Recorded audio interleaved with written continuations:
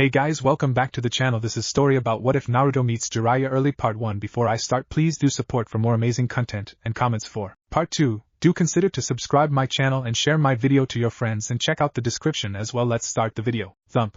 Thump. Thump. A young boy with clear blue eyes looked up inside the apartment. 3 slow knocks, so soft one could hardly hear the raps. Truth be told, in Konoha there was only ever one person who actually knocked on his door, as the housekeeper would simply barge in. By an easy process of elimination, the boy concluded this could only be one person. The youngster stepped over to the front door and opened it carefully. In front of him was a formal white-robed old man, standing at the second-story porch of his apartment. "Hello, Naruto-kun." The old Hokage's eyes crinkled with merriment. "GG." The single word was filled with warmth. Naruto pushed the rest of the door open and gave the grandfatherly figure a hug. This breach of etiquette was something the old man didn't mind in the slightest. Therefore, Naruto never noticed the concealed ANBU squad watching them. "Let's go inside, Naruto-kun, I have important news," the Hokage said friendly, and took great amusement from how Naruto's eyes became bulbous at the mention of anything important. He nodded quickly and took the Hokage by his sleeve. Sarutobi Hiruzen smiled and followed amiably. The one-room apartment Naruto inhabited was a bare place. But he didn't mind that so much. He thought of his new home as pretty nice. The place only had the essentials, but he didn't mind. Compared to the orphanage, Naruto loved the apartment. He could handle being a bit lonesome. At least no one was mean to him here. None of that was on his mind now, however. Naruto's eyes were firmly glued to the old and venerable village leader as they sat down by the kitchen table, eager to know what the Hokage considered important. Sarutobi Hiruzen met his eyes and noted how the young boy held his gaze. Sarutobi was unsurprised. A normal child would not gaze so expectantly at him like Naruto was doing just now, but Uzumaki Naruto was not a normal child. Indeed, Naruto was far removed from normalcy, not so much because of who he was and what he represented. In essence, that was not truly the issue. The real problem was how others perceived Naruto and his status. The child had by no means experienced a good or nurturing childhood so far, and it was Sarutobi's great fear that if left unattended much longer, something in the boy would break. That would not only be reprehensible morally, but neither could Hiruzen afford to have Konoha's only Jinchuriki snap. If Naruto became unstable, he would be useless in the future. An unhinged Jinchuriki would only be a liability to Konoha. A slight twitch on his furrowed forehead was the only thing that could clue someone in on the Hokage's increasingly morbid thoughts. With a resolute intake of breath, Hiruzen ended that train of thought. Today, he was here to help Uzumaki Naruto, the boy. Not the Jinchuriki of Konoha. Hiruzen met eyes with the boy again, and was reminded of someone else for a brief moment. Even the gaze was familiar, the way Naruto was openly studying him with curiosity. The resemblance to his late father was uncanny. Naruto kept up the gaze even when the silence between them grew.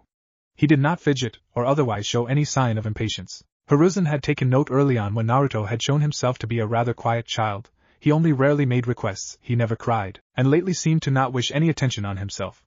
Every time Hiruzen had come to the orphanage to pay a visit, the boy had seemed more and more withdrawn. This had for a long time now greatly displeased the famed professor of the shinobi. Although he was a hardened war veteran accustomed to making decisions between a greater and lesser evil, he nonetheless considered the treatment of the child in front of him deplorable. Removing him from the orphanage had been a very good idea, and he was glad he had pushed through with it despite the resistance certain circles had displayed. That gambit, however, had been an easy ordeal compared to the trouble he had gone through with to see this next plan come to fruition. In truth, Hiruzen was still anxious about the events that were about to unfold, but he just couldn't see any other valid option. Naruto had no guardians or adopted parents, he had no real friends or people who looked after him, no one to teach him anything. The lack of any adult role model and true friends were bad enough, but the outright disregard many of the villagers treated him with made Konoha a toxic environment for Naruto. None of the reprimands and fines he issued seemed to shake the ones repeatedly causing the boy problems, which had driven Hiruzen to this last act of desperation. A gamble, really. One with high stakes. Hiruzen hoped it would all be for the better in the end, but the uncertainty remained. I think a cup of tea would do me good right about now, Hiruzen announced and stood back up. How about you, Naruto-kun? Hiruzen made sure to ask Naruto. Very few people cared for the boy's opinion and wishes. It truly upset the wizened old man. Neglect to such a degree could do far more than simply shatter a person's self-confidence and sense of worth, as if that alone was not bad enough. Hiruzen's smile was just a tad melancholic when Naruto accepted a cup of tea with a self-conscious smile. All the more reason to realize the plan, Hiruzen used. While pouring water, Hiruzen tried to make some small talk. It's nice to do normal things once in a while. I have not brewed my own tea in years. There is a satisfaction in that, in doing things yourself, even mundane things. Naruto seemed to consider this, before he ventured to tell the grandfatherly figure how he made his own ramen by adding hot water to a pre-made cup every morning. The Hokage hummed in amusement. Very good, Naruto-kun, although you seem to be short on stock. The old man was referring to the near-empty shelf of ramen cups. Naruto dipped his head twice. The Hokage sighed and carried 2 cups filled with steaming tea to the table. On the topic of stocking up, Naruto-kun, I do have some more stipend money for you. He reached into his robes and pulled out a yellowed convolute and laid it next to Naruto's teacup. Thank you, Jiji. Naruto told him. However, there was a slight frown on his face. Something that bothers you? The Hokage asked with a curious glint in his dark eyes. Naruto looked up, then down at the convolute again, before finally asking, so soon? Yes, it has not been quite a month yet, has it? Well, this will be the last time you get a stipend. Now, don't look so frightened. There has been a change in arrangements for you, don't look so glum. This is good news. How? Naruto asked. He failed to see this as anything good. The Hokage hummed lowly to himself, before taking a sip of the tea. His face writhed in an expression of dislike, definitely not his best blend. He cleared his throat and began speaking. You will not live in the village very much longer, Naruto-kun. You will be in someone else's company, a strong and capable man, who will look after you and make sure that you grow up right. Of course, you will return someday. It's not like this is the last time we will see each other. The Hokage interrupted himself with a low chuckle. This is only for a certain amount of time, a handful of years at most. Naruto, however, was not reassured. How could he leave Konoha, his only home? Leaving the only place he knew seemed horribly scary to him. He was still nervous about going for groceries down the street. I don't understand. The boy's voice was clearly upset, and his eyes shone with evident confusion. The Hokage's eyes softened and he stretched a hand over the table to give a comforting squeeze on his shoulder. It's partly my fault, Naruto-kun. I have not been able to give you as much as I would have wanted to. However, this is to help you, believe that. Naruto nodded hesitantly. Jiji was the only person Naruto could really trust. But why? At this, a bone-weary sigh escaped the old man's lips. People here, they just do not understand, they never did, and it's impossible for me to rectify anything. These conceptions of you have become the truth to them. I should have somehow made things clearer that day. Listen, Naruto-kun, staying in Konoha is just not a good solution for you. I'm sure you have noticed how everyone treats you the same way. This plan was the best I could do. Even right now the council is conversing behind my back because they are in disagreement. Fortunately I am the Hokage, and when I make a decision, there is very little they can do to oppose it. I hope that when you come back, people will see the error of what they have been doing. If not, then at least you will be of an age where you can handle it better. The Hokage took a slight pause. Naruto now looked only more perplexed. There are things I shall not tell you today, Naruto. In a few years maybe, but not now. It is not something a child should know. Let it be enough that I truly believe this is the best course of action for you. Another pause ensued, and in his absent-mindedness Hiruzen took another sip of the tea. Ugh, dreadful stuff. Maybe some tasks are better left to others after all, he said and peered over at the child in front of him. Naruto was looking intently into his swirling teacup. He had always seemed a rather contemplative boy. What about the academy, Jiji? I was just about to enroll. I'm sure I could have made some friends and then things would have gotten better, right? The sad yet hopeful voice tore slightly at his conscience. Yes, they might have, but this plan is a safer bet. Hiruzen knew that Naruto's peers would no doubt carry the same bias against him. Hanging with his head, Naruto tried to stymie the sudden pressure behind his eyes. Continuing the conversation from there was tough, but Hiruzen forced himself to carry on. You'll leave in 2 days, so be prepared to have what you need then. I imagine you at least won't have much luggage. The old man's eyes contained some of that earlier amusement for a small moment. Naruto dabbed angrily at his eyes with the sleeve of his t-shirt, before he tried to shove the envelope from earlier over to the Hokage, but a tanned and gnarled hand stopped him. There was power in that hand. Naruto could practically feel it. Please, Naruto-kun, take it, consider it travel expenses. The Hokage peered at him. Naruto quickly relented and felt very self-conscious again. The two sat together for a few more minutes, quietly drinking their tea. Until Naruto was bitten with a question that worried him. He took a quick look at the Hokage before he asked, "Who'll be with me?" The Hokage looked at the boy over his teacup and smiled. A deep and warm smile. He is called Jiraiya of the Sannin. Naruto had just finished what would be his last meal at Ichiraku Ramen for a great deal of time, and for that reason, he had tried to eat enough to last him until he got back. Even as he hobbled down the road, his tummy feeling as if it would explode, he did not regret. He waved to the 2 ninja guards at the gate entrance as he passed. They actually waved back, and it lifted his mood somewhat. Even though he trusted Jiji, he was still very much scared of leaving Konoha. Until recently, the village had been his entire world. Konoha was all he knew of. Despite the reassurances he had been given, he was still afraid of leaving everything, and the unknown world out there frightened him. However, he would still go, even though he didn't understand why. If he trusted no one else, he still believed in the Sannin. "You look like a kicked puppy, hunching like that. What got in your panties?" Naruto looked up, and standing there was Jiraiya, the Toad Sage.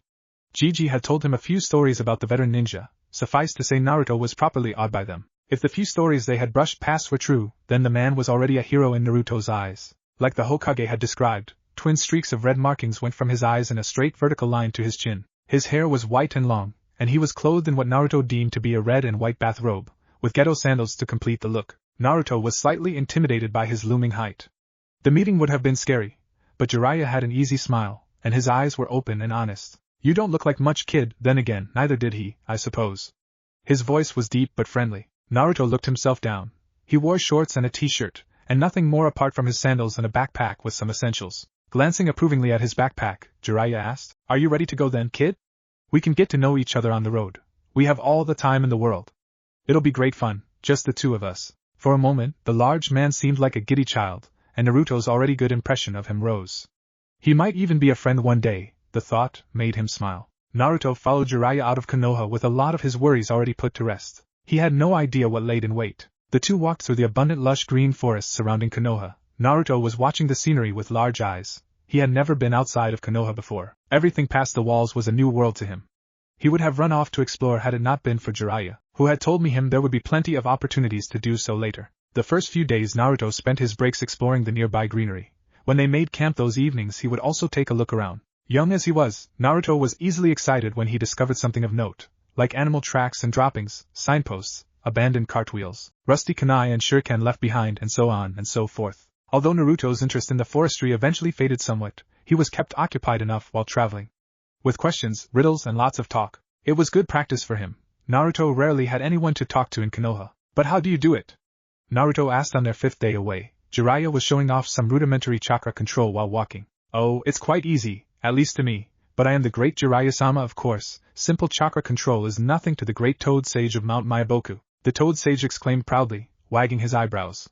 By now, Naruto had realized the man had a flair for drama and was overly proud to boot. Naruto, now finally in the presence of someone who actually seemed to like conversing with him, was drawing up questions constantly. The bottomless pit of ignorance he carried within him was finally seeing some of its questions answered. At first he was slow and hesitant to ask, afraid he might draw Jiraiya's ire, as he had always done with anyone else other than the Sandaime. But slowly and surely, Naruto opened up when he realized Jiraiya didn't mind questions or conversation in the slightest.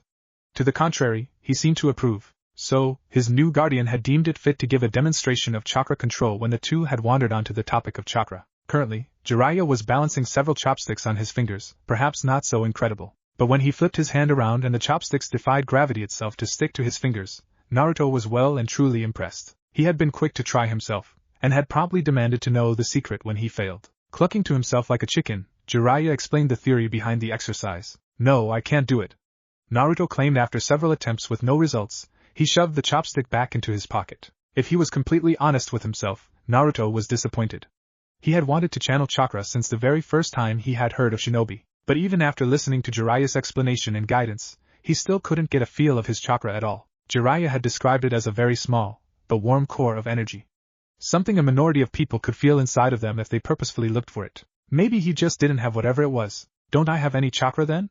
There was a guarded tone to Naruto's voice, which Jiraiya caught. The kid seemed unconcerned on the surface, but he wanted to channel chakra as much as any other boy. Jiraiya was certain of that. No, every individual produces it to at least some degree. Most never notice it, it's too small to be noticed, which is probably a good thing. If they accidentally managed to mold chakra and used it unknowingly with a very small and undisciplined chakra reservoir, the incident could seriously maim them, or worse. But you have it, lots of it.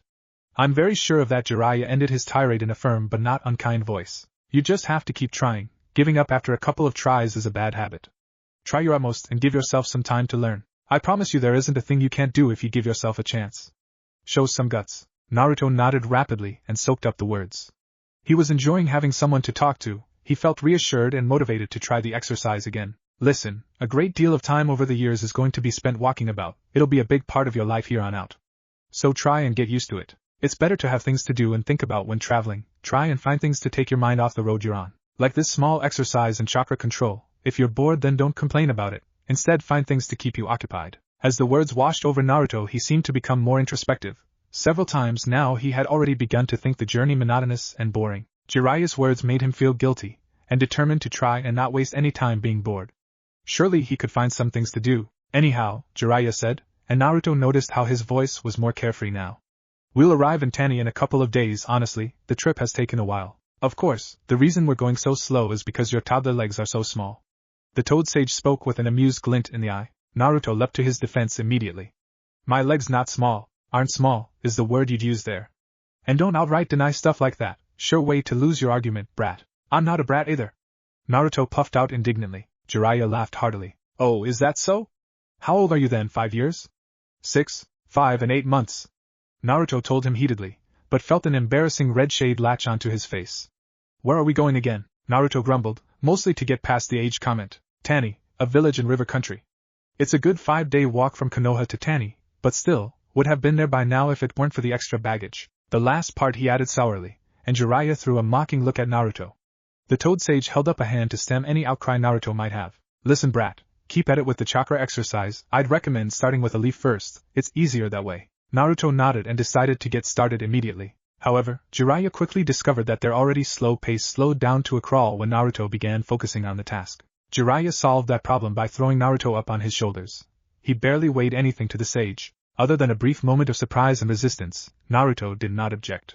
That's how the two of them traveled down the road, Naruto sitting on Jiraiya's shoulders. Now trying to make a green leaf stay stuck to his skin with chakra, Jiraiya dished out some pointers occasionally. Strange how it took Naruto a few months to actually realize he was receiving hands-on training in the shinobi arts from a master. It took Naruto a while to get used to life on the road. It was different from living in Konoha, and it was, to his great joy and surprise, a lot more fun. In Konoha he was always bored and looking for things to do, he was always alone, the people there avoided him and tried not to look at him. Jiraiya looked at him. He was nice too, most of the time. Compared to life in Konoha, travel life was infinitely more carefree and enriching. Although they spent a lot of their time journeying around, Naruto always had something to do, and more often than not, his days were filled with new and exciting things. New people to meet, new places to see and explore, different foods to taste and different things to learn. The first month away from the village Naruto spent in a very busy manner. Jiraiya really made good on his word in that regard. It was quickly made clear that Naruto had never had any adult role model, or any consistent person in his life who could teach him any life skills. He had never been taught any values, never been explained how to treat people, or how to behave. It upset Jiraiya how easy it was to remedy many of these things, but there had never been anyone to do it in Konoha. He wondered what kind of life Naruto would have been forced to endure had he stayed in the village. In hindsight, he had to agree with Sarutobi's decision to put the young boy in his charge. The educator in him was especially angry at the blatant oversight.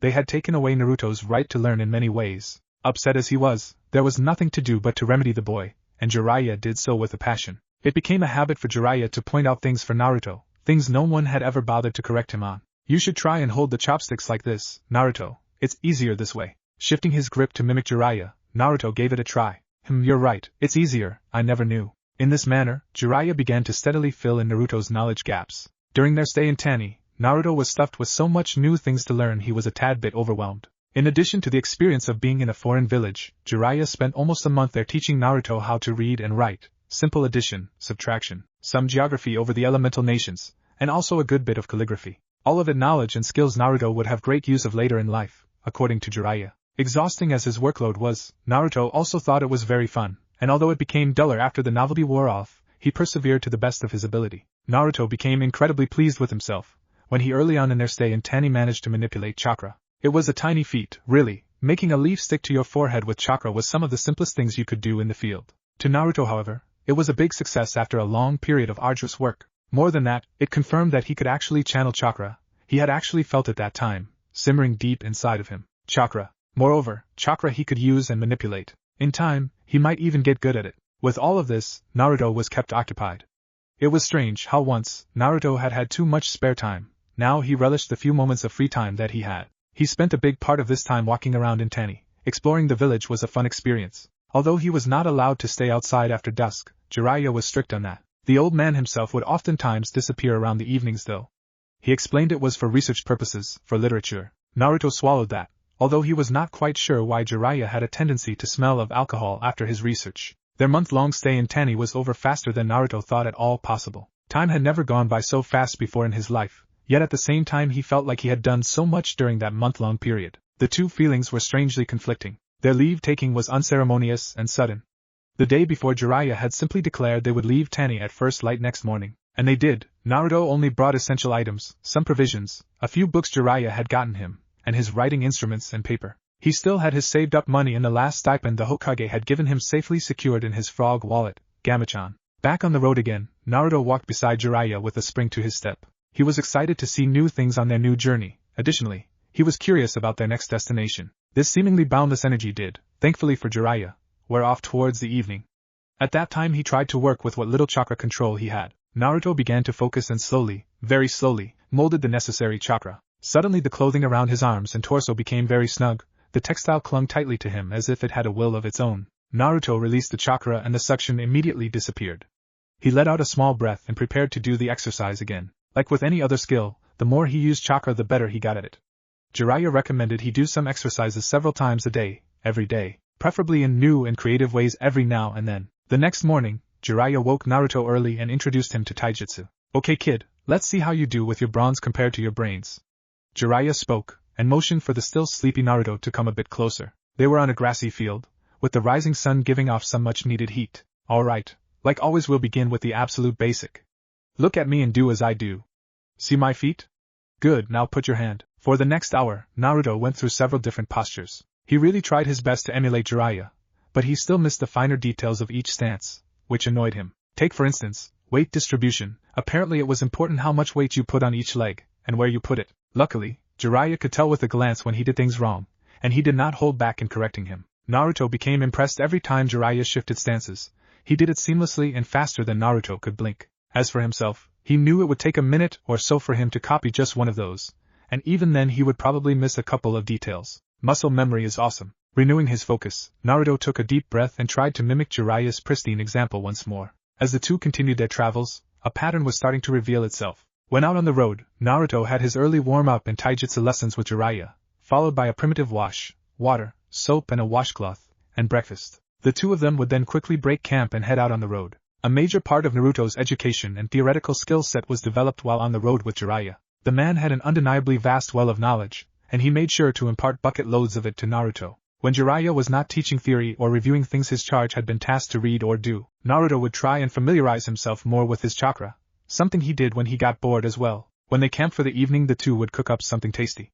After dinner, the pair would delve into their own branch of activities. For Jiraiya this usually consisted of writing in his books. Delirious chuckles and laughter often accompanied this activity. Having taken to heart Jiraiya's words on meaningless boredom, Naruto would always plan ahead and have something to do before nightfall. Like practicing taijutsu forms, chakra control exercises, improving his calligraphy, his mathematics or some simple reading. The titles he read would vary: Rhetoric for Beginners, The Origins of Shinobi and Applications of Toxins, Poisons and Acids, to give a few examples. Naruto never developed a true passion for books, but he saw the value in them, and he would never say he disliked reading either. When staying in a small village or a city, however, the pattern would change. Naruto would sleep in for one, mostly due to Jiraiya disappearing for the vast amount of the mornings.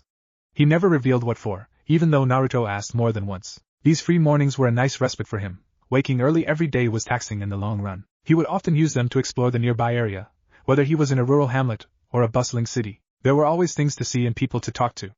Jiraiya would usually pop in a bit after noon. The man would normally want a meal before getting around to teach him some more taijutsu, after which followed an hour of theoretical work, a break, then 2 hours of exercise and theory on chakra. After dinner Naruto was left to do with the rest of the day as he pleased. Time began to pass, but that pattern held strong.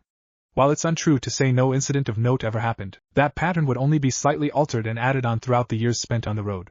As Naruto aged, his lessons increased in difficulty and complexity. Suddenly he was being taught combat strategy, not geography.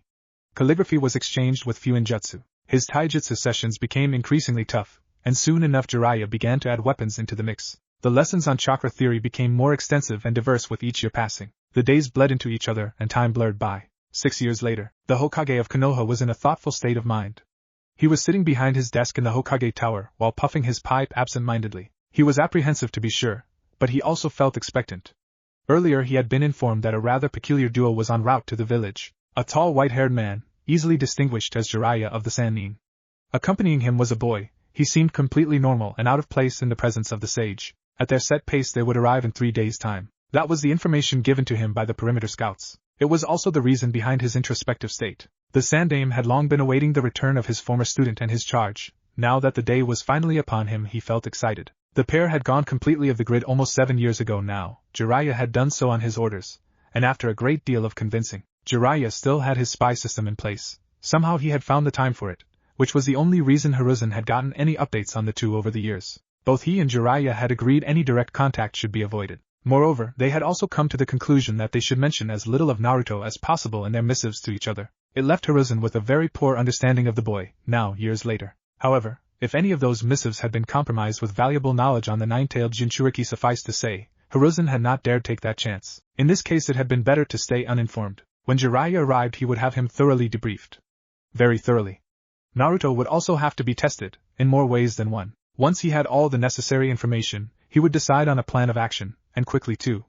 Before events caught up with him, he knew very well that he couldn't hide Naruto's presence in the village from the public for very long. A few weeks at most. But with all the things he had in mind for the boy, hiding him away was not one of them. After all, Naruto was almost always the linchpin in his plans. In what manner and way would become clear by the end of the week, if not sooner. It all depended on the boy himself. How had Naruto matured? His earlier apprehension remained, but an eager anticipation had begun to take shape in him. Whatever the results, things would finally resolve themselves, in one way or another. Certainly, all the variables worried him, but at this point he was simply eager to have it done. Year-old schemes and plans were about to come out of the waterworks. In a few days he would set things in motion. He gave a small chuckle. No one would see this coming. Somewhere in Konoha, Haruno Sakura and her team was at Training Ground 7, doing their usual routine. Something she had come to dread. Sakura was a fairly normal girl, in her opinion at least. She was normal in the way that she had her strengths and weaknesses like everyone else. While she would never admit it to anyone, she could acknowledge it to herself that she wasn't particularly good at many of the practical abilities you usually see in a shinobi. Instead, she was very clever, and absorbed knowledge rapidly if given a chance. The problem, she knew, was that cleverness did very little in the field by itself. Glancing over at Sasuke, she could only marvel at his ability, sparring so evenly with Kakashi-sensei. Her teammates were both better than her in a real fight, even though Kosuke had consistently scored worse than her on tests. Sakura knew her limits. The past couple of months had taught her that much. Which was why she was doing push-ups at the moment. Coincidentally, her loathing stemmed from the pain in her arms. Improving was just so painful. Not to mention useless. I haven't had any results whatsoever. Shinaro. Giving up the set, she crumpled onto the soft grass. This isn't working. I've been doing strength exercises for weeks now. But I haven't gotten any stronger. Okay, the familiar voice of her sensei drawled. Let's call this a day. I have some important news for you. Important news? Despite herself, Sakura found herself curious. Their sensei usually ended their day by simply disappearing in a shunshin. Things Sakura considered highly important was merely trivial to Kakashi, so this had to be grave indeed. Pulling herself together, Sakura walked over to Kakashi-sensei and Sasuke, who was griping for air after their intense sparring. Kosuke stepped into their circle, giving her a slight nod when their eyes met. The boy was fairly tall, but his bland face and brown hair made him forgettable. In Konoha most children in the village had the same shade of brown hair. He was okay in her books though, not that she would ever consider him a romantic interest. Her heart was only for Sasuke. Well, I guess I should start by telling you I'm proud of how much you're devoting yourself to the team, and to your own improvement. I've seen your dedication these last couple of weeks. It's completely different from before. He paused there for a moment, and gauged their faces with his single visible eye. Sakura could tell he was about to unravel the big secret. Which is why I've entered you into the upcoming Chunin exams. The three students all had surprised reactions. Even Sasuke had to blink a couple of times. What? The Chunin exams? Kosuke was the first to ask. Yes, normally I would do this a bit differently, but this year will be, well, different. Different how? Sasuke asked from the side. His neutral facade was back in place. Although there was a certain intensity to his eyes which Sakura found very compelling. Well, normally I would only inform you of the exam the day before it begins. This time that's going to be a hopeless endeavor. The rest of the contestants and their Jonin commanders are coming today, to get all of the paperwork and whatnot out of the way. The real change to this exam, however, is the scale of it. This year all of the Big Five will have genin participating. Keeping the exam a secret this time wasn't really an option. With all the foreign ninja coming here, you would have figured it out pretty fast. A dumbstruck silence settled after those words. Sighing softly, Kakashi picked up an orange book intimately known to him. After a moment, Kosuke asked in a small voice, all of them? Yes, I was trying to impress the importance of this exam. The whole affair will set a very big precedent. Kakashi answered, his eyes not leaving the book. So, the 5 big nations are all gathering here. They're gonna be here today. Chunin hopefuls at least, accompanied by their teachers of course. Supposedly, even the Kage will arrive to watch the last and final stage of the exam. I guess they are too busy to be bothered with much more than that. Kakashi responded blandly. And we have to fight them? If you choose to participate. Sakura decided to get some actual answers at this point. What will the exam entail then? Explain something for once. Kakashi looked up, giving her one of his trademark smiles. He's so creepy when he does that. Not much I can tell, all you are allowed to know is this. The first stage of the exam will begin next week at noon in the new arena. You can try and participate or not, that's your choice. If you want to give this a try, then everything will be explained there to you properly next week by proctors of the exam. Just be there a bit earlier than noon. Oh, that leaves a lot to be known. How dangerous will this be, Kakashi-sensei? Sakura asked carefully. The fact that her sensei didn't immediately answer that question sent worrying chills up her spine. Leaving his book for a moment, he began to answer. I'll be blunt, every Chunin exam has casualties. Some more than others, just look at how Kiri used to run things. But you already knew that. This year will probably have more casualties than usual, because there's a lot more genin contesting. There are of course safety restrictions placed, and outright killing is always frowned upon, especially when unwarranted. It's a waste of talent. A word of advice, you three. I nominated you guys yesterday because I know you have what it takes to make Chunin. You've shown me that already, you just have to prove it next week. If he thinks that's encouraging, he's sorely mistaken. He just told us people usually winds up dead. Kakashi looked them all in the eye, before leaving in a shunshin with a last parting word. It's your choice, think it over. Sakura felt as if some of the earlier tension evaporated with their teacher's absence. Well, that was a bomb I'd never have expected. You can say that again, Kosuke concurred. It's a good thing, Sasuke said, a slight smile on his face. There have to be some strong opponents coming, this will be very valuable. I'm sure you'll find a worthy opponent to test yourself against, Sasuke-kun. Sakura said brightly. Seeing a good opportunity, she pounced. Hey, do you want to get something to eat? We could try and come up with some strategies for the exam? She cursed herself for not managing to keep the hope out of her voice. No thanks, I've got other things to do. Sasuke answered curtly, before walking away. Rejected. Again. Why would he never say yes? Honestly, I don't know about this. Sakura turned, and was surprised to see Kosuke frowning at the spot Kakashi had vanished earlier. What do you mean? Sakura questioned him. Well, it just seems wrong to me, he said, still frowning. I mean, what did we do to get nominated for this? We completed that C rank 2 months ago. No. We just left the client on the road when we figured out he was trying to cheat Konoha. Remember? He deliberately asked for a lower protection detail than what he actually needed. Besides, when those B rank missing meme came at us, you froze just like I did. Sasuke and Kakashi did everything. That made Sakura stumble a bit in her counter-argument. You might be right about that, but we've gotten better lately. Even Kakashi said so. I've been training hard these past weeks, and I know you have too, Kosuke. Sure, we're training hard, as are every other genin trying for this exam. I just don't think what we got will be enough, and you just started taking shinobi conduct seriously a couple of weeks ago. Listen, I just don't think Kakashi is right on this one. Honestly, I can't fathom why he thinks we're even close to ready moving up in ranks. If it was only Sasuke I could understand, but all of us, he's right.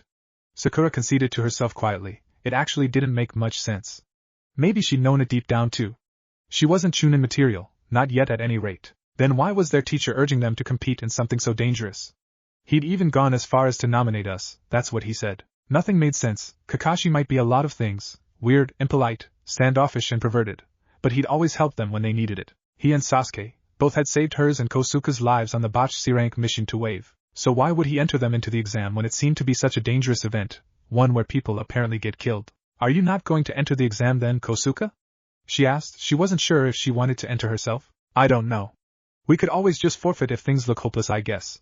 But what if we get into a situation where submitting won't save us? It could happen, if we get unlucky. He shook his head. I have to think on this, maybe hear what the proctor next week has to say. If things look too hectic, I'm gonna stay out of it. It's not worth dying for. I'll be seeing you. At least we have a week to think things over. Kosuke started walking out of the lush forest, leaving Sakura alone with her thoughts at Training Ground 7. She was in no hurry when she headed home. Her thoughts on Kakashi and the exam kept churning in her head. Later that same day, road outside Konoha, a man and his apprentice walked side by side down a stone-cobbled road. The last few hours had been spent walking in a relative silence. Every now and then a blast of air would erupt from the young blonde. It ruffled the older man's clothes, but he paid no mind. His apprentice was merely experimenting, a common occurrence. When the large wooden gate leading into Konoha appeared in the distance, however, the man, one Jiraiya of the Sannin, could not hold in his dismay. A long-suffering sigh was heard. Well, there goes the last scraps of freedom in life, was his dry comment. The apprentice threw him an exasperated yet amused look. Didn't they make a new hot spring here some time ago? I hear they supposedly made the baths communal.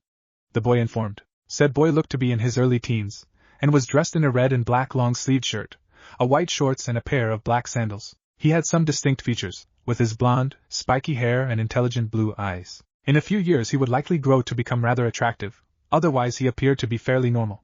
His name was Uzumaki Naruto. There was one other name he had claimed to, but for now, he was just the two former. I'm not falling for something like that again, retorted Jiraiya. Ah, a shame, was Naruto's unapologetic reply. It was getting close to dark outside. The setting sun in the horizon was making a beautiful array of orange and red colors. Looking at the far-off city walls again, Naruto couldn't help but feel a jolt of excitement run through him. He wasn't quite sure what to expect returning here, but he knew it was a statement to his progress.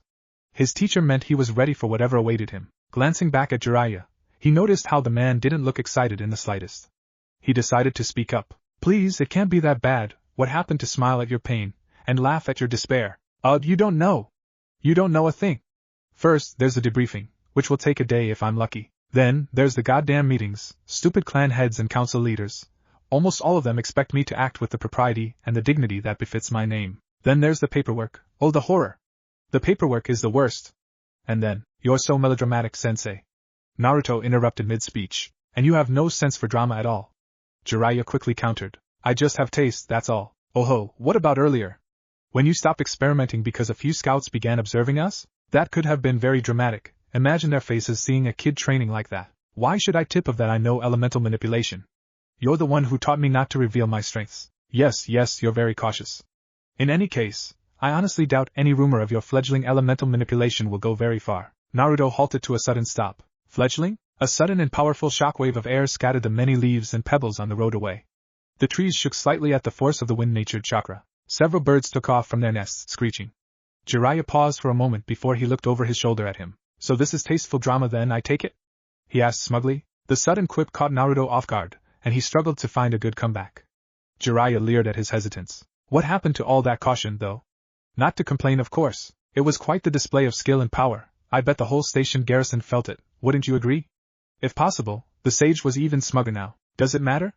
Naruto tried as nonchalantly as possible. He would not lose a battle of wits with his teacher. Unless I'm mistaken, there aren't any scouts around at the moment. The ones guarding the gate will just think the great Jiraiya-sama had an anger tantrum or something. They might have felt it, but unless they have eagle eyes they couldn't possibly have seen me at this distance. Jiraiya's previous smugness melted away into a sour expression as Naruto talked. There might have been a Hyuga, with their Jujutsu activated? Doubtful. I don't think Hyugas normally take guard shifts either. I count this as a draw, Jiraiya said and continued to walk. Naruto shrugged easily. Okay. Listen Naruto, I'm going to clear the air with the old man. The faster I get this out of the way, the better. You have what I gave you earlier? That last bit was just paranoid precaution. Of course I have it. How could I have lost it so fast? I can never know with you, you know when to use it. I'll see you later. And with that he disappeared in a shunshin. Looking onward, Naruto felt like hurrying. So he quickened his pace and made it to the gate in short time. Strangely enough, the gate seemed almost vacant. There was a small gatehouse on the inside of the wall. He could spot two dark-haired men with chunin flak jackets. Both had just exited the gatehouse, to greet him he supposed. The security seemed a bit lackluster to him. Was the Konoha Shinobi Corps so confident in their strength? It made little sense to him. A poorly guarded front entrance was more or less an open invitation. Perhaps this served as some kind of a subtle warning, or maybe there were some hidden shinobi in the vicinity. Only two guards seemed oddly neglectful at any rate. Hi. Naruto smiled as the two approached him. The two dark-haired fellows looked at him oddly. The one on the right, with a bandage covering his nose and face in a horizontal line, decided to speak first. Hey yourself. So what? Your team left you behind or something? Naruto blinked uncomprehendingly. No. I don't have a team. Now it was their turn being confused. A genin without a team? Okay. Well, show us your shinobi license then. Where is your forehead protector for that matter? This was the one on the left. His dark hair went down in a line that covered his right eye. Well, I don't exactly have a shinobi license, or a forehead protector. Quick question, how did you figure I was a shinobi and not a civilian? That had irked him a bit. Most of the time he could pass off as an innocent boy when he wore casual clothes, but these guys had figured he was part of a team. If possible, his sudden question after claiming to not have any ID confused them even more. The two shared a subtle look. What are you on about? Civilians aren't allowed outside the gates today, security reasons. You should know that, the left one said. The bandaged man with spiky hair on the right nodded to his comrade's words. Yeah, well, I doubt this guy is from around Izumo. I'd guess he's… Wait. Naruto interrupted. Why aren't civilians allowed outside today? Is something going on? Yeah, he's definitely not from around. But Kotetsu, if he's supposed to participate, wouldn't he have been told all about the exam? This was the one on the right, Izumo, his brain filled in. The one on the left, Kotetsu, shrugged to his friend's words. Not necessarily, some villages like to keep it a secret, I know Konoha do. Most of the time it's… Okay, hold on. Naruto exclaimed in an attempt to worm himself back into the conversation. You got it right, I'm not from around. So, would you kindly tell me what the heck you're talking about? The two guards turned their attention back on him with condescending looks, the type you give a kid when he wants to be a part of the clearly adult conversation. Naruto gritted his teeth. The Chunin exam, of course. Okay, Naruto let the word out slowly. Now try for detail? Izumo began to amend his partner. It's going to be the biggest exam ever held, kid. All of the big five are going to participate. We even had a new arena built just for the occasion. Talk about wasting money. Our old one was perfectly fit for the job. You get why we're a bit cranky, right? We've been verifying over 100 different shinobi passing through here today. 2 guys tried to weasel through. I'll never know why bandits think they can pass off as shinobi. Why are only you 2 stationed here? Seems illogical to me. Naruto pointed out. I don't know. We were over 30 shinobi here earlier today. As far as I know, they're all on escort detail now, accompanying the genin and their teachers. I hear each of the big villages got their own set of apartments. According to a friend of mine, pretty girls handed out the keys like they were diplomas or something. Sheesh. Oh, I see. Very clever. Both Kotetsu and Izuma looked down at the kid in mild curiosity. What is? He is the Hokage. Who in their right mind would attack this village right now? It wouldn't just be an attack on Konoha, but on all of the big 5, who have all been taken in as honored guests going by your rumors. An unprovoked attack right now, just before this vastly important exam, won't be appreciated by anyone. Yes, it fits. No wonder the old man isn't bothering with more guards at the gate. The 2 men shared looks again, this time with small frowns on their faces. What was your name again? I didn't say. It's Naruto. Well, Naruto-san, you'll have to tell us your last name too, we're not letting you in otherwise. Yes, you are. Naruto told them in a chipper manner. But another quick question first. Where should I go to find a place to stay with the village so full? Any ideas? Izuma looked at him in pure incredulity. Kotetsu seemed more amused than anything else. The latter spoke up after a short moment of silence had passed. Okay, Naruto-san, I give. Let's say you get past us and inside.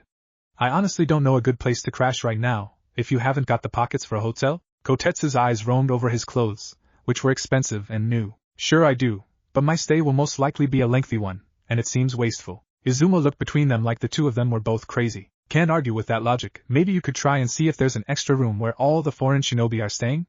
It's cheaper than a hotel at least. Or you could try and find a place to rent if you're really going to stay for a while. But seriously, kid, tell us who you are. We don't even know where you're from. Security is pretty tight due to the upcoming exams. We can't let people through when they won't even say who they are. That's okay, you'll make an exception for me.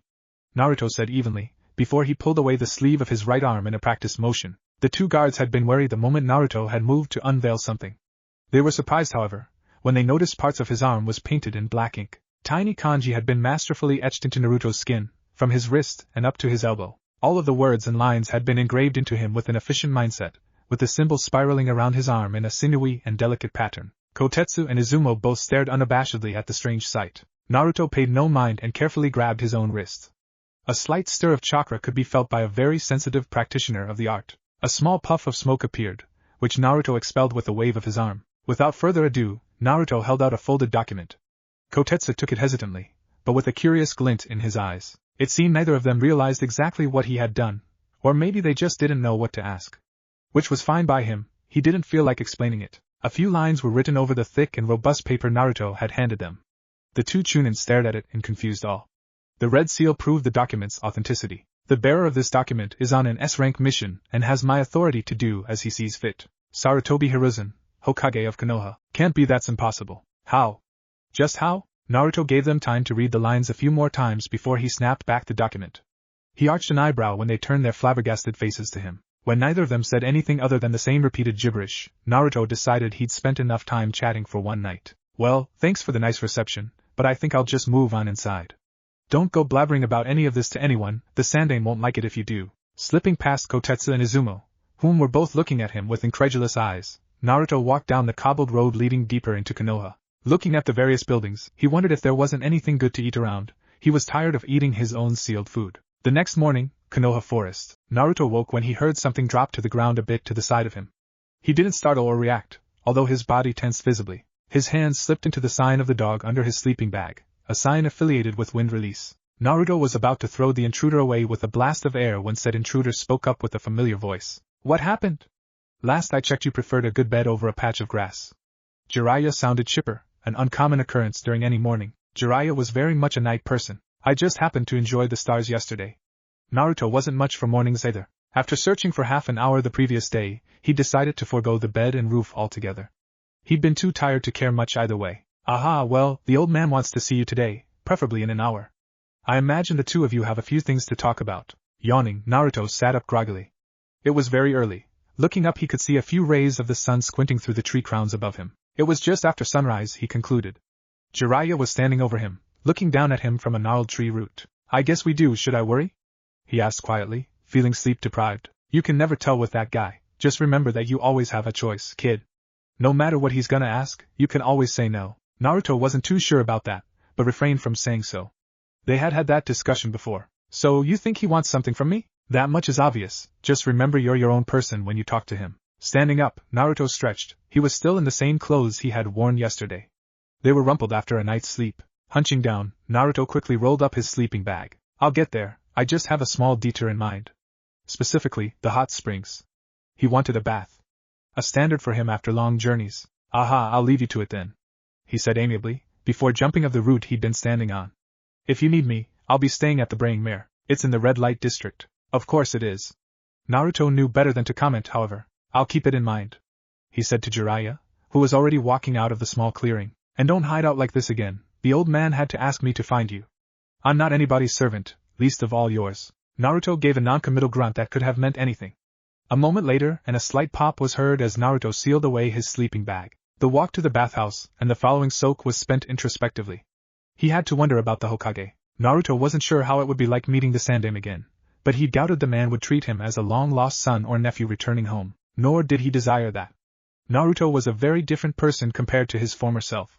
He had grown on his own merits, and had changed irrevocably as a result. He was grateful to the Sandaime, but he would not let that gratitude dictate any of his decisions when the time came to make a choice. He just hoped he would be allowed to make that choice himself. Those thoughts and similar ones buzzed around in Naruto's head as he left the sauna, now adequately clean and dressed in a new long-sleeved shirt, this one a clear white with a faded pattern of blue teardrops and aquatic animals on it. His pants were an even darker blue, and he walked in a pair of comfortable black shoes, which was a bit more formal than the regular sandals. His hair was slightly damp, and had been finger-combed into something that looked halfway stylish, halfway chaotic. Back out on the streets, Naruto's thoughts continued to consume him. He hardly paid any attention to the people he passed or bumped into, which was out of character for the usually observant boy. What do I do if he poses an ultimatum? Denying him would yield consequences either way, but shaking his head slightly, Naruto abandoned his train of thoughts. More likely than not, this would play out as a warm reunion of sorts at first. Surely the Sandaime would at least wait a few days before he sprung anything on him, good or bad. He was at the Hokage Tower anyways. Stepping inside the foyer, Naruto set out to find a receptionist. He had only taken a few steps before his name was called out. Naruto-san? That is you, correct? Looking to his left, outwardly calm, inwardly surprised, Naruto picked out a young female receptionist. He gave the woman a slight nod before moving towards her desk. There were other people in the room. A man in a dark cloak was sitting in a seat, clearly waiting. A couple of chunin were walking down a set of stairs at the back of the foyer. Another receptionist was on the flip side of the open hall, apparently in a very serious and quiet conversation with a rather menacing kunoichi. He was not in the wrong place. That was for sure. Did you have any instructions regarding me? He asked the receptionist in front of him. A name plaque on her uniform read Hiroko. The Hokage has been awaiting you, Naruto-san, you may enter the office. It was worded as an invitation, but she phrased it as if any other action was simply outrageous. Maybe it was. Would you be so kind as to show the way? He asked politely. Naturally, follow me please.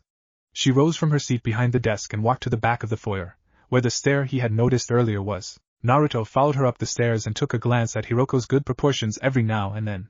He was Jiraiya's apprentice after all, he had not escaped unscathed. Here we are. The door to one of the most powerful men in the elemental nations was surprisingly simple.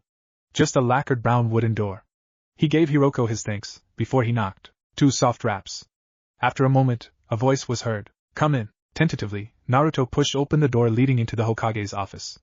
Like the door, the room lacked any sort of indicator that this room was important. The room was moderate in size, and the walls were a simple brown color. There was a number of white canvas hanging equidistantly around the room. A virtue was written in kanji on each canvas. He noticed a shelf of pictures representing the previous Hokages. The wall at the end of the room was made up of several large windows and a glass door leading out to a plateau overlooking the village. The room was oddly humble for someone with the position of Hokage. The tobacco scent in the room only added weight to that observation. For some reason Naruto thought it oddly fitting. Upon entering, he was treated to a sight of the famed professor of the shinobi, his arms crossed behind his back and watching the village from behind the large windows. To Naruto, he seemed like the man from the stories in that moment, dressed in an immaculate white robe, and with the traditional Hokage headwear. Naruto closed the door behind him silently. I suppose a greeting is in order.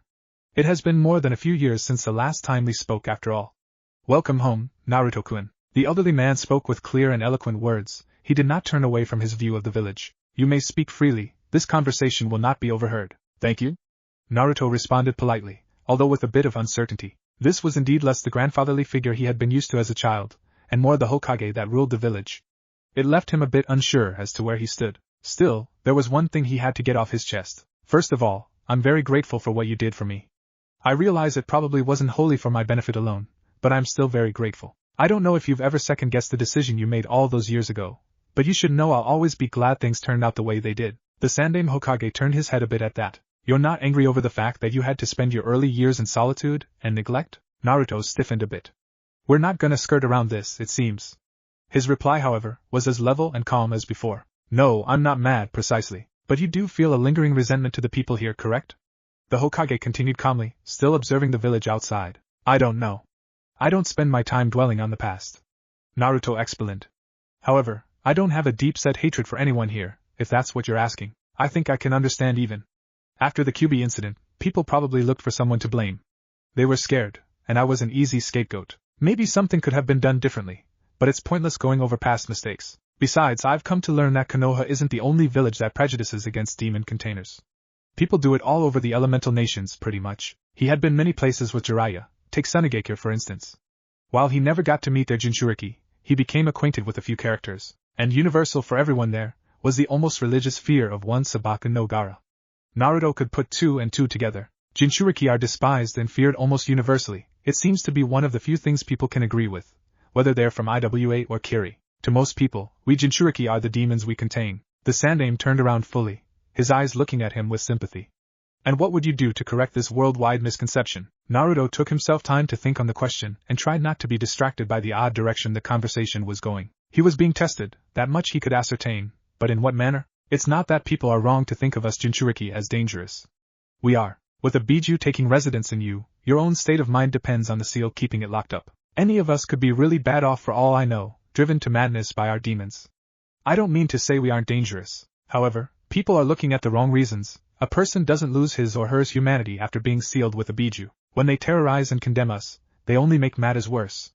We aren't the demons we keep at bay. We're the unlucky bastards who got stuck with a crappy job, but in the end we're just people too, and that's what everyone needs to understand. Indeed. Which brings us to the crux of the problem. How would you make it so people can come to your understanding? Hesitation. I don't know. The 3 words was difficult to squeeze out for Naruto.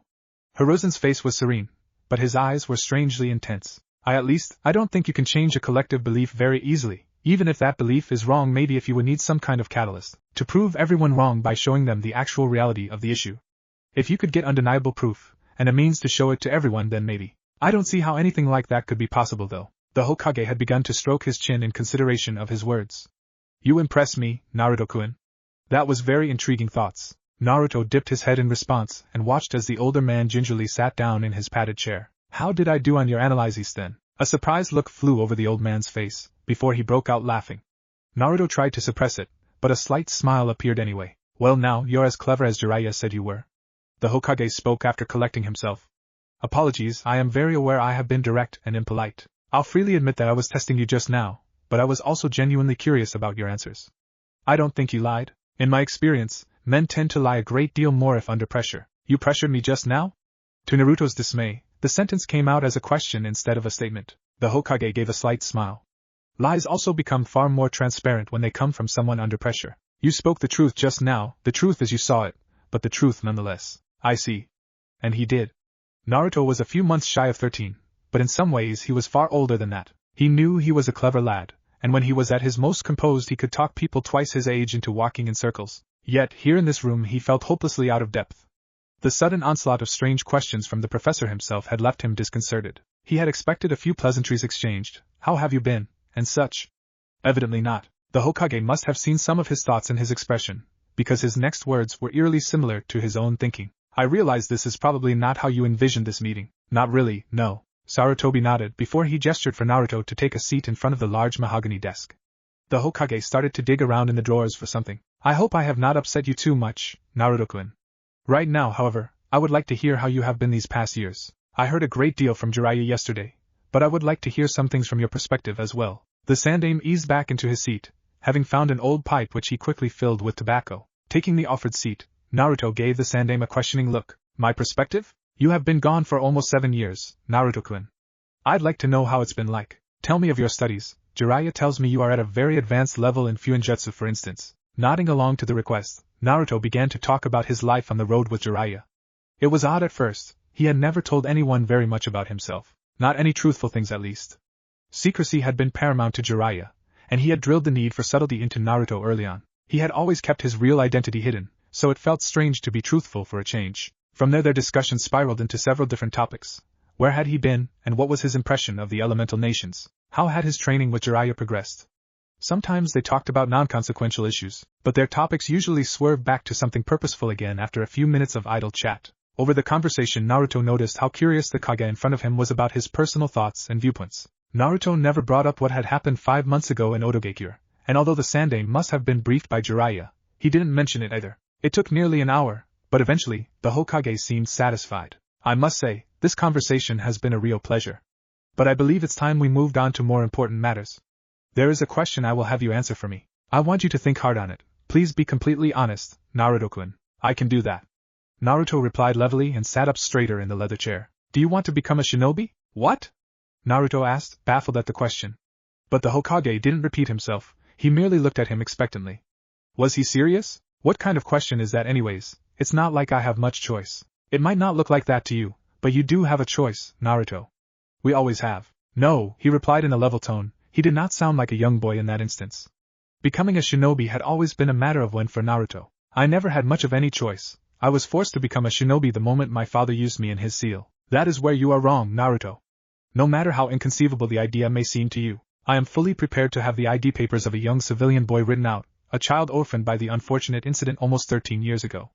A new name, a new home. It's something very possible considering no one here knows the real you. You would glide seamlessly into our society here, and none would be the wiser. Surprising even himself, Naruto laughed. Oh, that's funny, then what have I been doing these past years? All that training for what? So I can defend myself? Be straight with me here, Naruto said, mildly annoyed by the deception. I am being truthful, but you won't accept it. You leaving the village was a desperate move on my part, one I have paid fully in the years after your departure. Realistically speaking, by the end of the year I am not going to be the Hokage anymore. Seeing the surprise spread over Naruto's face, the Sandaime smiled slightly. What? Did you think I could send our own Jinchuriki on his merry way without any repercussion? That is not the case. My enemy's efforts in deposing me are finally catching up. This Chunin exam will in all likelihood be the last I will host. The news had more of an impact on Naruto than he would like to admit. He might be disagreeing with the man at the moment, but he was still a person Naruto admired and looked up to. Maybe even more now, seeing how much getting him away from Konoha had cost. Before he managed to form some kind of reply, the Sandaime continued on undisturbed. Let's not get too sidetracked. You leaving Konoha was important in many ways, mostly because the environment here was far too toxic for a young child. Your solitude in particular scared me.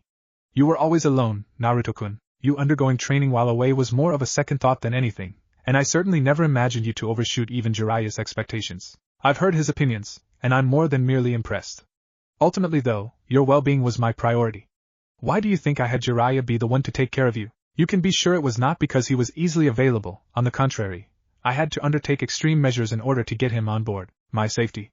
Naruto supplied when it seemed like the old man wanted him to speak. Yes, but more importantly, I chose Jiraiya because you needed a fatherly figure. Someone to express warmth around you, which is why I ruled out any of my other subjects. Although many of them would have leapt at the chance to raise our former leader's son, I was never able to ascertain if they could give you more than just protection. Naruto shook his head. That's all very good, but Jiraiya taught me more than just how to defend myself. Did he tell you we finished the entire academy curriculum in the first year away? And we didn't stop there, we just kept going. If anything, we amped our pace. You can't pass that off as a second thought. Don't even pretend that's not for a purpose. Chuckling quietly, Hiruzen smiled in good humor. I believe you are underestimating Jiraiya here, Naruto-kun. What I instructed was to make sure you could graduate the Genin exam when you came back, in case you wanted to pursue a career as a shinobi. Needless to say, he went above and beyond that. From my understanding, he wants you to be the best you can be. Naruto had no noticeable reaction to the old man's words. Years later, and here we are. Now, would you want to pursue a shinobi career? Conflicting emotions surfaced within Naruto. What did he truly want? Had he ever stopped to actually ponder on that question before? Naruto had never desired the blood-stained life of a shinobi, yet, he loved the shinobi arts with a passion. How was he supposed to live his life as anything but the man he had trained so hard to become? Naruto's vibrant blue eyes dulled as he turned introspective. In either case, he had doubts. How could the Sandaime claim to protect him when his reign was about to end? There was just no way. 2 months ago, Jiraiya had warned him about people trying to locate and abduct Jinchuriki. They were a secretive group with a sinister agenda. Naruto had been told to run if he ever saw black cloaks with red clouds. With people like that out there looking for him, declining the Hokage here seemed woefully stupid. I do want to pursue a shinobi career, yes. The old ruler looked beyond pleased at that. Slowly, after shifting the pipe in his mouth around, the man gave him a nod. Naruto, however, wasn't quite finished. I can't live the life you suggested at first, and trying to pretend I can is foolish. It's just not doable. Because of what is sealed inside me, I will never be left alone. Sooner or later I will be forced to fight. The difference in accepting reality is this. I will walk willingly into my fights, and I will walk out alive because I was better. The Sandaime nodded. In that case, there is only one thing for me to ask. How far are you willing to go? As far as it takes. The Sandaime nodded appreciatively. Let me rephrase, what kind of shinobi will you be? A hunter nin? Umbu? A jonin sensei maybe? Do you have any aspirations? The Hokage spoke with his usual calm assertiveness, but the way his hand tightened around his pipe made Naruto think the question was a loaded one. Never really considered that, Naruto lied carefully.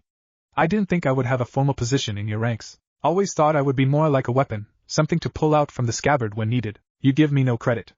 Despite the words, the Sandaime was smiling slightly. He noticed how I didn't give a straight answer, not surprising. Very well, I think we have discussed enough for one day. Even so, I will have you return here early tomorrow, in order to run you through a number of tests. I want to gauge your abilities properly. I trust you have found a place to stay? Sort of. Something more permanent would be appreciated. Some of the participants of the exam receive housing free of charge. Another young man taking up residence would hardly attract much attention. Would you mind some neighbors? I think I can manage. Naruto agreed, and he knew their meeting was over. He rose from his chair in a swift motion. On his way out he couldn't help but throw a glance at the shelf he had eyed earlier. His eyes quickly found the picture of the man he was looking for. Namake's Minato, the Yondaime Hokage of Konoha, reputed slayer of the Kyuubi. He'd never actually seen a picture of him. They really did look alike. Peeling his eyes away, he opened the simple door leading out of the office. Fair warning, Naruto-kun. Now that I know your stance, I intend to have you compete in the exam. Be prepared. Cocking his head to the side, Naruto gave a chill smile not at all fitting on a face so young. Yeah, I kinda figured. Noon, Konoha Hokage Tower. Naruto left the Hokage Tower somewhat content with the resluts. It remained to be seen exactly what the Hokage wanted from him. Having him participate in the Chunin exam was in all likelihood just the first move on Hiruzen's part. The Sandaime probably had a specific reason for including him in the exams. It could be he wanted some of the competition eliminated. It wasn't too much of a stretch of the imagination, but Naruto hoped that was not the case. First things first, he had to locate his new rooms. Hiroko, the receptionist from that morning, had stopped Naruto on his way out to hand him a pair of identical keys to his new condo, which, apparently, was somewhere on the outskirts of the residential district. The privileged Big Five got to share a large apartment complex, while the less recognized villages had to rent their own places. Naruto was hardly familiar with Konoha, but he was used to finding his way around. His thoughts still lingered on the things he and the Sandaime had discussed as he wandered down the cobbled streets of Konoha. People passed him on all sides, some urgently, others without a care in the world. Naruto was aware of their proximity, but at the same time, he hardly took note of them. No one recognized him, not yet. Engrossed as he was in his own thoughts, it was a testament to his awareness that he noticed it. A minuscule chakra flex, it vanished as quickly as it came. Naruto had barely felt it, but he had felt it. That was odd, considering Naruto was not a particularly good sensor.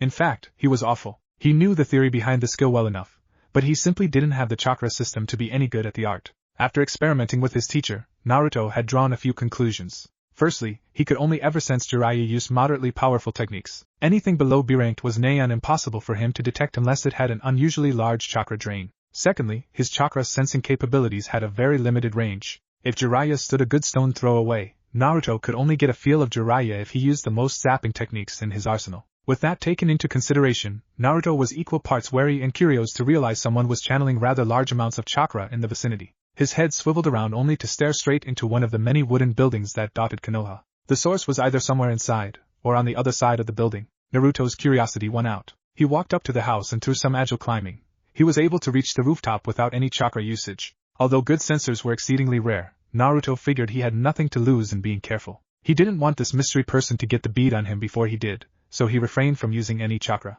He didn't expect a fight, of course, but this was how he'd been trained to operate in unknown areas and situations, and this qualified. Naruto decided to cloak his chakra presence before moving up ahead. Eliminating his presence was one of the few things that had taken a long time for Naruto to get a good grasp of, and it still made him uncomfortable when he used the trick. It even became painful if he kept using it over a long period of time. Shrinking your chakra presence was something Naruto likened to squeezing down on a foam ball with as much force as possible in order to make it smaller. His foam ball just happened to be ridiculously large, and it really didn't like staying small. Hence the pain if he kept the technique going for more than a few minutes at a time.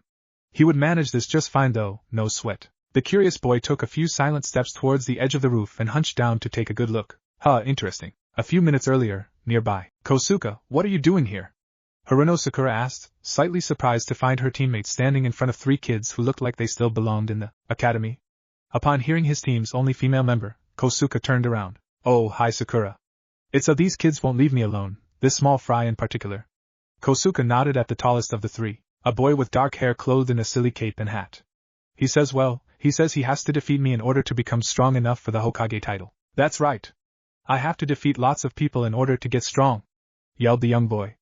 And since you refuse to, I'll make you fight me. With that, the cape boy jumped at Kosuke, who was so surprised that he forgot to put up a guard.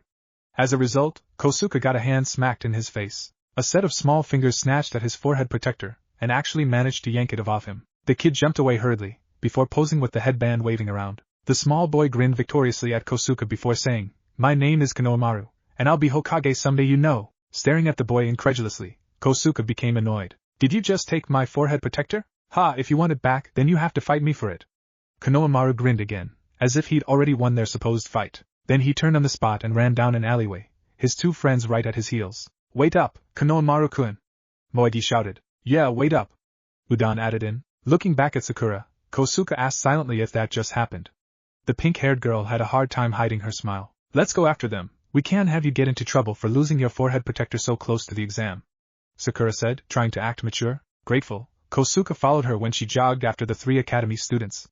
Luckily, they only had to cut a single corner to find them. Unluckily, the situation the two of them stepped into was not a good one. Let me go, you big brute! Yelled Konohamaru, still clinging tightly to the forehead protector even as he was dangling by the fabric of his cape. The offender was a boy over twice Konohamaru's size. Konohamaru's two friends stood at the side, looking on in fright. Brute? Says the pipsqueak rudely running into me? Said the large teen. For all Sakura and Kosuke could tell, he really was big and brutish. He wore black slacks, with a dark hooded cowl.